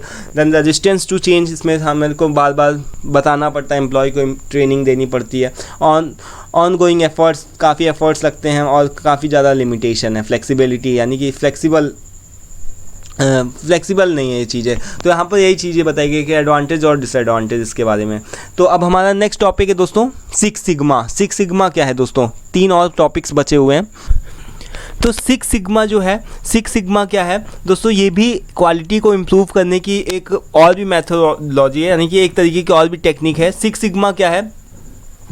तो दोस्तों हम लोग बेसिकली बात करें तो सिक्स सिग्मा क्या है? सिक्स सिग्मा भी क्वालिटी के इम्प्रूवमेंट की एक टेक्निक होती है। इसकी हेल्प से हम क्या कर सकते हैं? क्वालिटी को इम्प्रूव कर सकते हैं। यहाँ पर बताया गया है कि इफ़िशियंसी, यानी कि हम अपने प्रोसेस की इफ़िशियंसी को बढ़ा सकते हैं, अपने जो भी हमारी कॉस्ट होती है कॉस्ट को रिड्यूस कर सकते हैं, डिफेक्ट्स को कम कर सकते हैं, एलिमिनेट कर सकते हैं। इसके अलावा हम अपने ऑर्गेनाइजेशन की इफेक्टिवनेस को बढ़ा सकते हैं। ऑर्गेनाइजेशन की इफेक्टिवनेस यानी कि कम रिसोर्सेज के अंदर ज़्यादा से ज़्यादा अच्छे तरीके से आउटपुट जनरेट करना और क्वालिटी इम्प्रूव रहे, यही सभी हमारे सिक्स सिग्मा का मेन पर्पस होता है। तो इसका जो मेन गोल होता है वो यही है कि यही चीज़ बताई गई है कि हमारे जो भी 1 मिलियन अगर हमारे पार्ट्स प्रोड्यूस हों, 1 मिलियन पार्ट्स प्रोड्यूस हो तो केवल 3.4 डिफेक्ट्स केवल प्रोड्यूस होने चाहिए। यहाँ पर यही चीज़ बताई गई है कि अगर मान लो सिक्स सिग्मा के ऊपर बहुत ही कम कंपनियां काम कर पाती, जैसे मारुति हो गई, होंडा हो गई, तो ये सभी जो भी हैं वो भी फाइव सिग्मा के ऊपर काम कर रही हैं। बट सिक्स सिग्मा की अगर हम बात करें तो इसमें बहुत ही कम, यानी कि कुछ हम लोग देखें तो कुछ फॉरेन की कंपनियां हैं वो सिक्स सिग्मा के ऊपर काम करती हैं, यानी कि 0 डिफेक्ट के ऊपर काम करना। 0 डिफेक्ट यानी कि अगर आप जब आप इतने मिलियंस पार्ट बना रहे हो तब आपके 3.5 कुछ इस तरीके से डिफेक्ट निकल रहे हैं, तो उतने डिफेक्ट चलो ठीक है, उतना एक्सेप्टेबल है। बट अगर आप बहुत ज़्यादा डिफेक्ट को आप प्रोड्यूस कर रहे हो तो उससे कहीं ना कहीं आपकी ऑर्गेनाइजेशन की रेपुटेशन ख़राब होती है, और साथ ही साथ में बहुत ज़्यादा डिफेक्ट होने से जो कस्टमर होता है उसको भी सेटिस्फेक्शन में कहीं ना कहीं कमी आती है, तो कस्टमर भी सेटिस्फाई नहीं रहता है। तो हमको हमारा जो कंपनियां होती, जो मेनली कंपनियां होती हैं, उनका सबका यही मेन फोकस होता है कि किस तरीके से सिक्स सिग्मा यानी कि किस तरीके से डिफेक्ट्स को कंट्रोल किया जाए, किस तरीके से वेस्टेज को कंट्रोल किया जाए और किस तरीके से हमारी इफेक्टिवनेस को बढ़ाया जा सके। तो यही होता है मेनली डिफेक्ट्स को कंट्रोल करने के लिए हमारी सिक्स सिग्मा यूज़ होती है। इसको ये वेरियस इंडस्ट्रीज़ के द्वारा, ये जो मेथोलॉजी है सिक्स सिग्मा की, बहुत ही अलग अलग वेरियस इंडस्ट्रीज़ के द्वारा एक्सेप्ट करी गई है। और साथ ही साथ में इससे हमारी क्या होती है कि एफिशिएंसी को इन्हेंस किया जाता है, हमारी कॉस्ट रिड्यूस होती है, कस्टमर का सेटिस्फेक्शन बढ़ता है, और डिफेक्ट्स को कंट्रोल करने की मेनली एक टेक्निक है। डिफेक्ट्स को कंट्रोल करना मेन पॉइंट, ये आप ध्यान रखिएगा। जब भी सिक्स सिग्मा की बात हो तो आप डिफेक्ट्स को कंट्रोल करना ध्यान रखिएगा कि डिफेक्ट्स कैसे कंट्रोल किया जाता है। तो नीड क्या है, सिक्स सिग्मा की नीड क्या है? तो नीड इसकी बहुत ज़्यादा है कि भाई डिफेक्ट्स कंट्रोल होंगे तभी तो कस्टमर का सेटिस्फेक्शन बनेगा, यानी कि हमारी क्वालिटी को इम्प्रूव करना। क्वालिटी को इम्प्रूव करना क्या है, इसकी बेसिक नीड है। देन इसके बाद में मिनिमाइज डिफेक्ट्स, यानी डिफेक्ट कम हो, जो भी पार्ट प्रोड्यूस होते हैं। मान लो कि आपका फ़ोन हो, फ़ोन बार बार अगर मान लो हैंग करे, ख़राब हो, बार बार आपको सर्विस सेंटर जाना पड़ रहा हो, चलो ठीक है, एक बार आप झेल लोगे। मान लो कि हर एक कस्टमर इस तरीके से कर रहा है ना। आप देखो कि बहुत ज़्यादा जैसे इंटेक्स के फ़ोन पहले आते थे, और भी जाने कितनी कंपनियां आई, तो वो सब क्यों नहीं चल पाई? क्योंकि भाई अगर चलो उनका एक फ़ोन ख़राब हो तो चलो ठीक है, एक कस्टमर झेल ले, बट हर एक फ़ोन उनके इस तरीके से डिफेक्ट आ रहे थे, तो उसमें क्या हो रहा था कि बार बार सबको सर्विस सेंटर जाना पड़ रहा था। और सभी लोग जाते थे तो आपस में सभी लोग बोलेंगे ना कि ये फ़ोन तो एकदम बकवास है, ये अच्छा नहीं है, बिल्कुल भी नहीं चलता, बार बार सर्विस सेंटर जाना पड़ता है। तो ये क्या है कि इससे क्या हो रहा है, कि जो कस्टमर का सेटिस्फेक्शन, उसका मोरल कहीं ना कहीं डाउन होगा, तो वो क्यों खरीदेगा? तो यानी कि मिनिमाइज डिफेक्ट्स, यानी कि सिक्स सिग्मा के ऊपर अगर हम वर्क करते हैं तो हम डिफेक्ट्स को कंट्रोल करते हैं, एरर्स को कम करते हैं, एंड वेरिएशन इन प्रोसेस, यानी कि जो भी कंट्रोल करने की जो भी वेरिएशन होते हैं उसको कंट्रोल करने की कोशिश करते हैं। देन इससे हम कस्टमर का सेटिस्फेक्शन बढ़ा सकते हैं, और क्या कर सकते हैं, एफिशिएंसी, प्रोडक्टिविटी को इंक्रीज़ कर सकते हैं, रिड्यूस वेस्ट, हमारा जो भी वेस्टेज होते हैं, 7 टाइप ऑफ वेस्टेज होते हैं, तो उसको भी हम कंट्रोल कर सकते हैं, कॉस्ट को सेव कर सकते हैं, डिसीजन मेकिंग ले सकते हैं, और भी बहुत कुछ कर सकते हैं। यहाँ पर सारे के सारे नीड्स यहाँ पर बताए गए हैं। अगर आप इसमें से 4-5 भी अगर याद करके लिख दोगे तो डैट्स ओके, डैट्स फाइन, ठीक है। तो यहाँ पर यहीं पर नीड्स बताए गए हैं सिक्स सिग्मा के क्या है, बट मेनली जो इसका मेन काम होता है वो आप ध्यान रखना, जिसका जो मेन काम होता है वो आपका यही होता है कि डिफेक्ट्स को कम करने के लिए, डिफेक्ट्स और एरर्स को रिड्यूस करने के लिए हम सिक्स सिग्मा का यूज़ करते हैं। अब इसके एडवांटेजेस, वही सारे एडवांटेजेस और डिसएडवांटेजेस में आपके कुछ आप लिख सकते हो, जैसे टाइम कंज्यूमिंग प्रोसेस होता है, इसमें समय लगता है, कॉस्टली ट्रेनिंग होती है, लोगों को ट्रेंड करना पड़ता है, एम्प्लॉयज़ को ट्रेंड करना पड़ता है, बताना पड़ता है, और चेंज में आपको रेजिस्टेंस देखने को मिलता है। और हर एक बिज़नेस के लिए आपका सिक्स सिग्मा ज़रूरी नहीं कि सही हो, फिट हो, है ना। और लिमिटेड प्रॉब्लम स्कोप, ये सारी कुछ एक इसके यहाँ पर डिसएडवांटेजेस बताए भी गए सिक्स सिग्मा के। तो ये था। तो अब हमारा नेक्स्ट टॉपिक है टोटल प्रोटेक्टिव मेंटेनेंस, इसको हम लोग शॉर्ट में TPM भी बोलते हैं। ये दोस्तों काफ़ी इम्पॉर्टेंट, तो जो टोटल प्रोटेक्टिव मेंटेनेंस है, यानी कि इसको हम लोग शॉर्ट में TPM बोलते हैं, ये हमारी एक बहुत ज़्यादा यूज़ होने वाली एक तरीके की टेक्निक है, यानी कि क्वालिटी को इम्प्रूव करने के लिए और प्रोसेस को सही तरीके से मेंटेन करने के लिए। जैसे कि अगर हम बात करें तो ये जो मेनली जो ये टेक्निक है वो मेंटेनेंस डिपार्टमेंट्स के द्वारा यूज़ करी जाती है। मेंटेनेंस का मतलब क्या हो गया दोस्तों, जो मेंटेनेंस डिपार्टमेंट होता है, मेंटेनेंस डिपार्टमेंट जैसे नाम से पता चल रहा है कि मेंटेन करने के लिए रिस्पॉन्सिबल होता है। जैसे सपोज दैट यह एक ऑर्गेनाइजेशन है, कोई कंपनी है, प्रोडक्शन डिपार्टमेंट हो रहा, प्रोडक्शन वाला क्या करेगा, प्रोडक्शन देगा, क्वालिटी वाला क्या करेगा, क्वालिटी को चेक करेगा, मेंटेनेंस डिपार्टमेंट वाला क्या करेगा कि मेंटेन करेगा, यानी कि कोई भी कहीं पर भी टूट फूट हो रही, कहीं पर भी कोई मशीन ख़राब हो गई, तो उन सभी चीज़ों को सही तरीके से सही काम करती रहें, मशीन सही तरीके से काम करती रहें, सभी टूल्स इक्विपमेंट्स सही तरीके से स्टैंडर्डाइजेशन के साथ में हो, स्टैंडर्ड टूल्स और इक्विपमेंट्स का यूज़ हो, ये सभी चीज़ों के लिए मेंटेनेंस डिपार्टमेंट रिस्पॉन्सिबल होता है। तो मेंटेनेंस डिपार्टमेंट का क्या मेन रोल होता है, वो ये होता है कि सारे मशीन, सारे टूल, सारे इक्विपमेंट्स सब सही से काम करने चाहिए। ऐसा नहीं कि मशीन ही ख़राब पड़ी है, तो अब जब मशीन ख़राब पड़ी तो प्रोडक्शन वाला क्या प्रोडक्शन देगा, और जब प्रोडक्शन वाला प्रोडक्शन नहीं देगा तो क्वालिटी वाला क्या चेक करेगा, कुछ नहीं चेक कर पाएगा। तो यानी कि TPM, यानी कि जो मेनली ये जो टेक्निक है ये मेंटेनेंस डिपार्टमेंट वालों की है, और इस टेक्निक की हेल्प से क्या होता है कि हम अपने ब्रेक डाउन्स को कम कर सकते हैं। ब्रेक डाउन का सिंपल सा मतलब है कि जैसे मैंने बताया कि अभी कि जब मशीन ही ख़राब पड़ी है तो प्रोडक्शन वाला किस तरीके से प्रोडक्शन देगा, है ना। जैसे मान लो कि हमारा जो लैपटॉप हो ये ख़राब हो जाए तो मैं कैसे वीडियो बनाऊंगा। तो ये क्या हो गया, मेरा जो जिस समय के अंदर मेरा वीडियो नहीं बन रहा है, जिस समय मैं वीडियो को बनाना तो चाहता हूँ, मैं वीडियोज़ को क्रिएट तो करना चाहता हूँ, बट मैं कर नहीं पा रहा हूँ क्योंकि मेरा लैपटॉप ख़राब पड़ा है, मेरा माइक नहीं सही से काम कर रहा है, मेरी मशीन सही से काम नहीं कर रही है। तो यहाँ पर क्या हो गया कि जो ये टाइम हो गया, जो टाइम पीरियड हो गया, इसी को हम क्या बोलते हैं, ब्रेक डाउन बोलते हैं। इसी तरीके से अगर आप इंडस्ट्री में बात करो तो प्रोडक्शन वाले प्रोडक्शन तो करना चाहते हैं बट मशीन ही नहीं काम कर रही है। तो जितने समय के लिए प्रोडक्शन ठप पड़ा है, सारे एम्प्लॉयज़ इधर घूम रहे हैं, प्रोडक्शन नहीं दे रहे हैं, तो उस समय के लिए आप उसको क्या बोलोगे कि ब्रेक डाउन बोलोगे। तो यानी कि टोटल टीपीएम का मेन जो काम होता है वो यही होता है कि ब्रेक डाउन को कम करना। यहाँ पर यही चीज़ बताई गई है, इसको हम लोग यहाँ पर से डिटेल में पढ़ते हैं। इतना ज़्यादा पढ़ने की ज़रूरत नहीं है आपको, बस इसका आपको ध्यान रखना है कि प्रिवेंट ब्रेक डाउन्स, यानी कि ब्रेक डाउन्स कम हो, कि जितने समय खाली वर्कर्स घूमते रहते हैं, सारे जो मशीनें खाली पड़ी रहती हैं, खराबी उनके अंदर बनी रहती है, वो सभी चीज़ें ना हो। रिड्यूस डाउन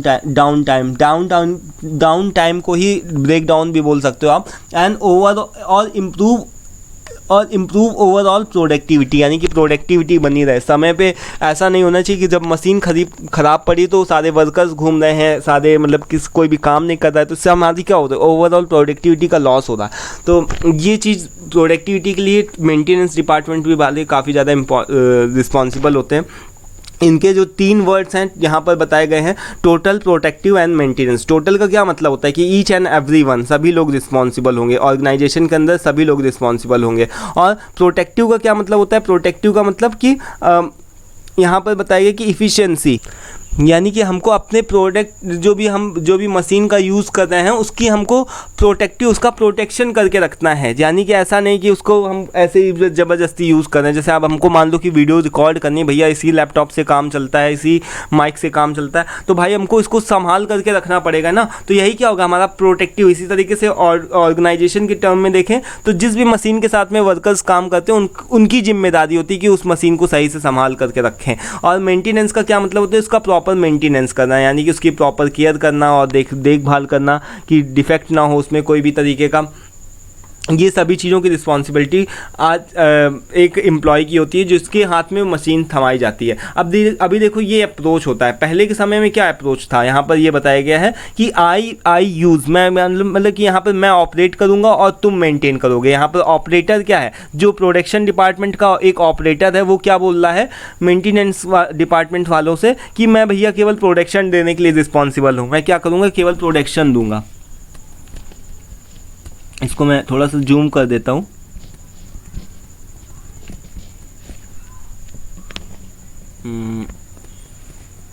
यहाँ पर से देखो, तो यहाँ पर देखो ये क्या कर रहा है, जो ऑपरेटर है वो क्या बोल रहा है मेंटेनेंस डिपार्टमेंट वालों से, ये बोला कि मैं भैया केवल प्रोडक्शन दे सकता हूँ, मैं प्रोडक्शन दूंगा, बाकी मशीन ख़राब हो रही है ख़राब नहीं हो रही उसके लिए तुम रिस्पॉन्सिबल हो। तो ये रॉन्ग एटीट्यूड है। ये क्या है, हमारा रॉन्ग एटीट्यूड है। ये हमारा क्या है कि ओल्ड, यानी कि पहले के समय में इस तरीके की चीज़ों का यूज़ होता था।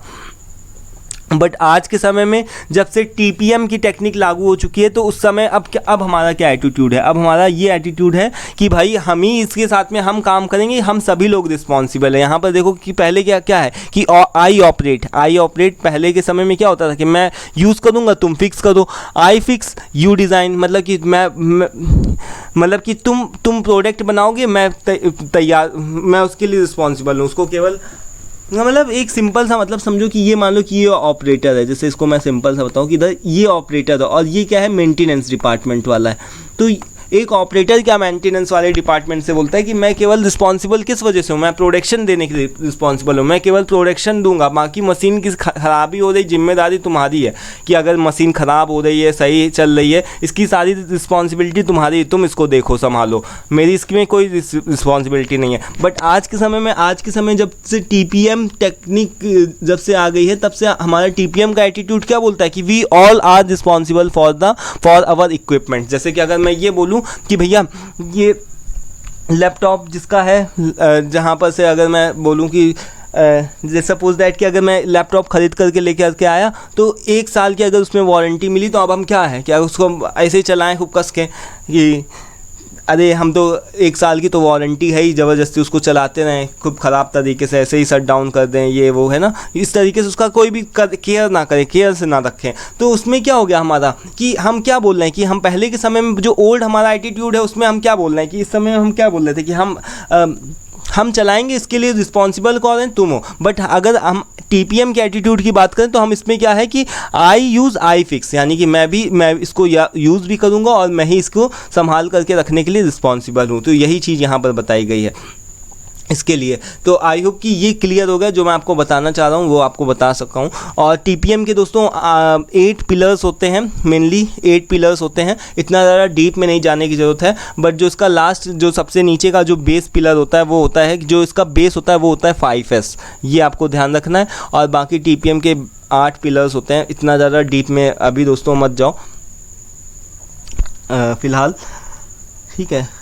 केवल आप इतना भी अगर लिख दोगे कि टीपीएम होता क्या, उसकी नीड क्या होता है, इंपॉर्टेंस क्या होती है, उसके एडवांटेजेस और डिसएडवांटेजेस भी लिख दोगे तो इतना भी सफिशिएंट है। अगर आप लिख सकते हो अपनी तरफ से 8 पिलर्स को लिख सकते हो तो उसको भी लिख देना, ठीक है। तो ये चीज़ मेरा काम था बताना, तो आपको बता दिया। अब दोस्तों नेक्स्ट है हमारा सबसे last topic, that is ISO। ISO दोस्तों क्या होता है, इसका फुल फॉर्म होता है इंटरनेशनल ऑर्गेनाइजेशन फॉर स्टैंडर्डाइजेशन। आप देखते होगे आपके प्रोडक्ट, आप देखते हो बहुत सारे प्रोडक्ट होते हैं ISO सर्टिफाइड होते हैं, आपकी सर्टिफिकेट्स जो भी होते हैं नॉर्मली उसमें लिखा होता है ISO सर्टिफाइड, और इस तरीके से लिखा होता है यहाँ पर 9009, इस तरीके से 9001 का सर्टिफिकेशन लिखा होता है कि इस तरीके से। तो यानी कि जो ISO क्या मतलब होता है, एक ऑर्गेनाइजेशन होती है, ये क्या है कि एक जो भी हमारे इंटरनेशनल ऑर्गेनाइजेशन होते हैं, यानी कि हमारे, यानी जैसे कि देखा जाए तो आप देखो एक स्टैंडर्ड फिक्स किया जाता है। जैसे अभी देखो तो हम लोग आप भी मान लो कि लेने जाएं 1 किलो आलू, तो हम क्या करते हैं कि जो आलू वाला होता है वो 1 किलो का बाँट रखता है, वो एक स्टैंडर्ड फिक्स किया गया है। अब मान लो कि हम आलू लेने जा रहे हैं तो हम वो अलग बाँट यूज़ कर रहा है, टमाटर खरीद रहे हैं तो वो दूसरा बाँट यूज़ कर रहा है, तो इस तरीके से काम नहीं चलेगा। एक स्टैंडर्ड फिक्स किया गया कि भाई 1 किलो के अंदर एक किलो के अंदर कितना वजन होना चाहिए, 2 किलो के अंदर कितना वजन होना चाहिए, तो एक स्टैंडर्ड फिक्स किया गया। और इस स्टैंडर्ड को फिक्स करते ही सभी लोग क्या करते हैं दोस्तों, सभी लोग अपने अपने हिसाब से काम करते हैं। आलू वाला अपना आलू देता है, आप उससे ये नहीं बोल सकते कि भाई तुमने कम दिया ज़्यादा दिया, और आप अपना काम करते हो, आप अपना लेते हो। तो ये क्या हो गया, एक इंटरनेशनल। इसी तरीके से ISO के अंदर क्या होता है कि एक हम स्टैंडर्ड्स को फिक्स करते हैं। स्टैंडर्डाइजेशन का मतलब स्टैंडर्ड्स को फिक्स करते हैं कि क्वालिटी से रिलेटेड और सेफ्टी से रिलेटेड इन सभी स्टैंडर्ड्स को फिक्स करते हैं। ये कोई नियम नहीं है, बट हाँ एक स्टैंडर्ड है, और ये स्टैंडर्ड्स इस वजह से फिक्स किए जाते हैं कि सभी लोग अपना अपना काम अच्छे से करते रहें, है ना, कोई नियम नहीं है। अब देखो जैसे कि अगर मैं बात करूँ तो यहाँ पर कोई बाँट जो भी होता है ना 20 kg का, 10 kg का, जो भी वो होता है किलोग्राम, जो भी बाँट होता है, या फिर अगर मैं कपड़े की बात करूँ, लेंथ जो भी हमारे पास में इंची टेप होता है, उसकी भी एक स्टैंडर्डाइजेशन उसका फिक्स किया गया है कि भाई अगर हम 1 मीटर कपड़ा लेंगे तो हमको उतना मिलेगा, अगर हम 2 मीटर लेंगे तो उतना मिलेगा, अगर हम 1 लीटर दूध लेंगे तो इतना मिलेगा। तो एक स्टैंडर्डाइजेशन इस वजह से फिक्स किया जाता है क्योंकि हम भी सेटिस्फाई रहते हैं, जो देने वाला है, दूध देने वाला है, कपड़ा बेचने वाला है, वो भी सेटिस्फाई रहता है, उसको एक रेट फिक्स किया जा सकता है। तो स्टैंडर्ड का फिक्स होना बहुत ज़्यादा ज़रूरी है। तो इसी तरीके से ISO का एक तरीके से इंटरनेशनल ऑर्गेनाइजेशन जो कि क्वालिटी के स्टैंडर्ड को फिक्स करती है, सेफ्टी के स्टैंडर्ड्स को फिक्स करती है, और इफ़िशियंसी को बरकरार रखने के लिए क्वालिटी और सेफ्टी के स्टैंडर्ड्स को फिक्स करना इसका मेनली काम होता है। तो यहाँ पर एक छोटा सा एग्जांपल वही चीज़ दिया गया कि एक मैन्युफैक्चरिंग कंपनी है, उसमें ISO सर्टिफिकेशन लिखा हुआ है, अगर उसको इस तरीके का सर्टिफिकेशन मिलता है तो ये सर्टिफिकेशन किस वजह से काम में आता है, उसको यही चीज़ बताती है कि वो हाई क्वालिटी के प्रोडक्ट्स यूज़ करे। अगर कोई भी ऐसी कंपनी जो ISO सर्टिफाइड नहीं है तो आप उसके साथ में क्या उसका सर्टिफिकेट लेना चाहोगे, नहीं लेना चाहोगे। तो ISO सर्टिफिकेशन का क्या मतलब हुआ, इसके अलग अलग वर्जन्स भी आए, जैसे हम देखते हैं कि अपडेटेड वर्जन आते हैं। पहले जो स्टार्टिंग के और भी अलग से वर्जन थे, बट यहाँ पर मैंने स्टार्टिंग किया 9001 से 2000 के बीच में, तो ये 2000 में आया था। और इसका जो मेन काम था वो क्या था कि कस्टमर के सेटिस्फेक्शन की तरफ से अप्रोच थी। देन इसमें हमारा 9001 से लेकर के 2008 तक आया। तो इसमें क्या हुआ था दोस्तों, क्वालिटी से रिलेटेड चीज़ों की बात बताई गई थी, कंसिस्टेंसी से रिलेटेड, यानी यहाँ पर क्वालिटी से रिलेटेड आप मेनली बात कर सकते हो।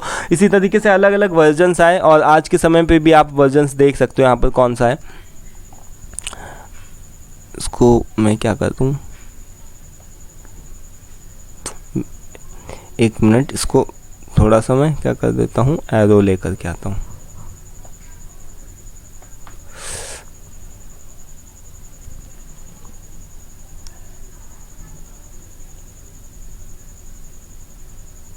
दोस्तों बाकी सारी पीडीएफ जो भी है वो सभी भी तैयार हो चुकी है, ठीक है। तो आपको जल्दी सारे के सारे जो भी नोट्स वगैरह होंगे सभी मिल जाएंगे। मैं भी मेहनत कर रहा हूँ, आप लोग भी करो।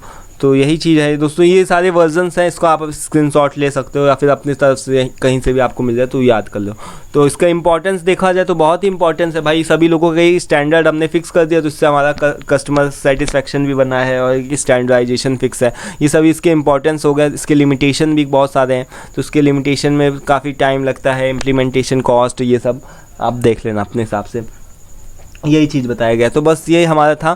थैंक यू की स्लाइड आ चुकी है। टोटल हमारे 5 यूनिट्स ख़त्म हो चुके हैं। आपको भी कॉन्ग्रेचुलेशन, 1.5 घंटे हो चुके हम लोगों को बात करते करते, और मेरा भी मुंह दर्द होने लगा। तो इस समय तो अब ज़्यादा मैं बात नहीं करूँगा, बस इतना ही बोलूँगा कि हाँ, अगर वीडियो पसंद आए तो प्लीज़ उसको लाइक ज़रूर से करना, और साथ में पीपीटी पीडीएफ चाहिए तो व्हाट्सएप पे आकर के ले सकते हो आप। Thank you for watching this. मिलते हैं नेक्स्ट वीडियो में दोस्तों।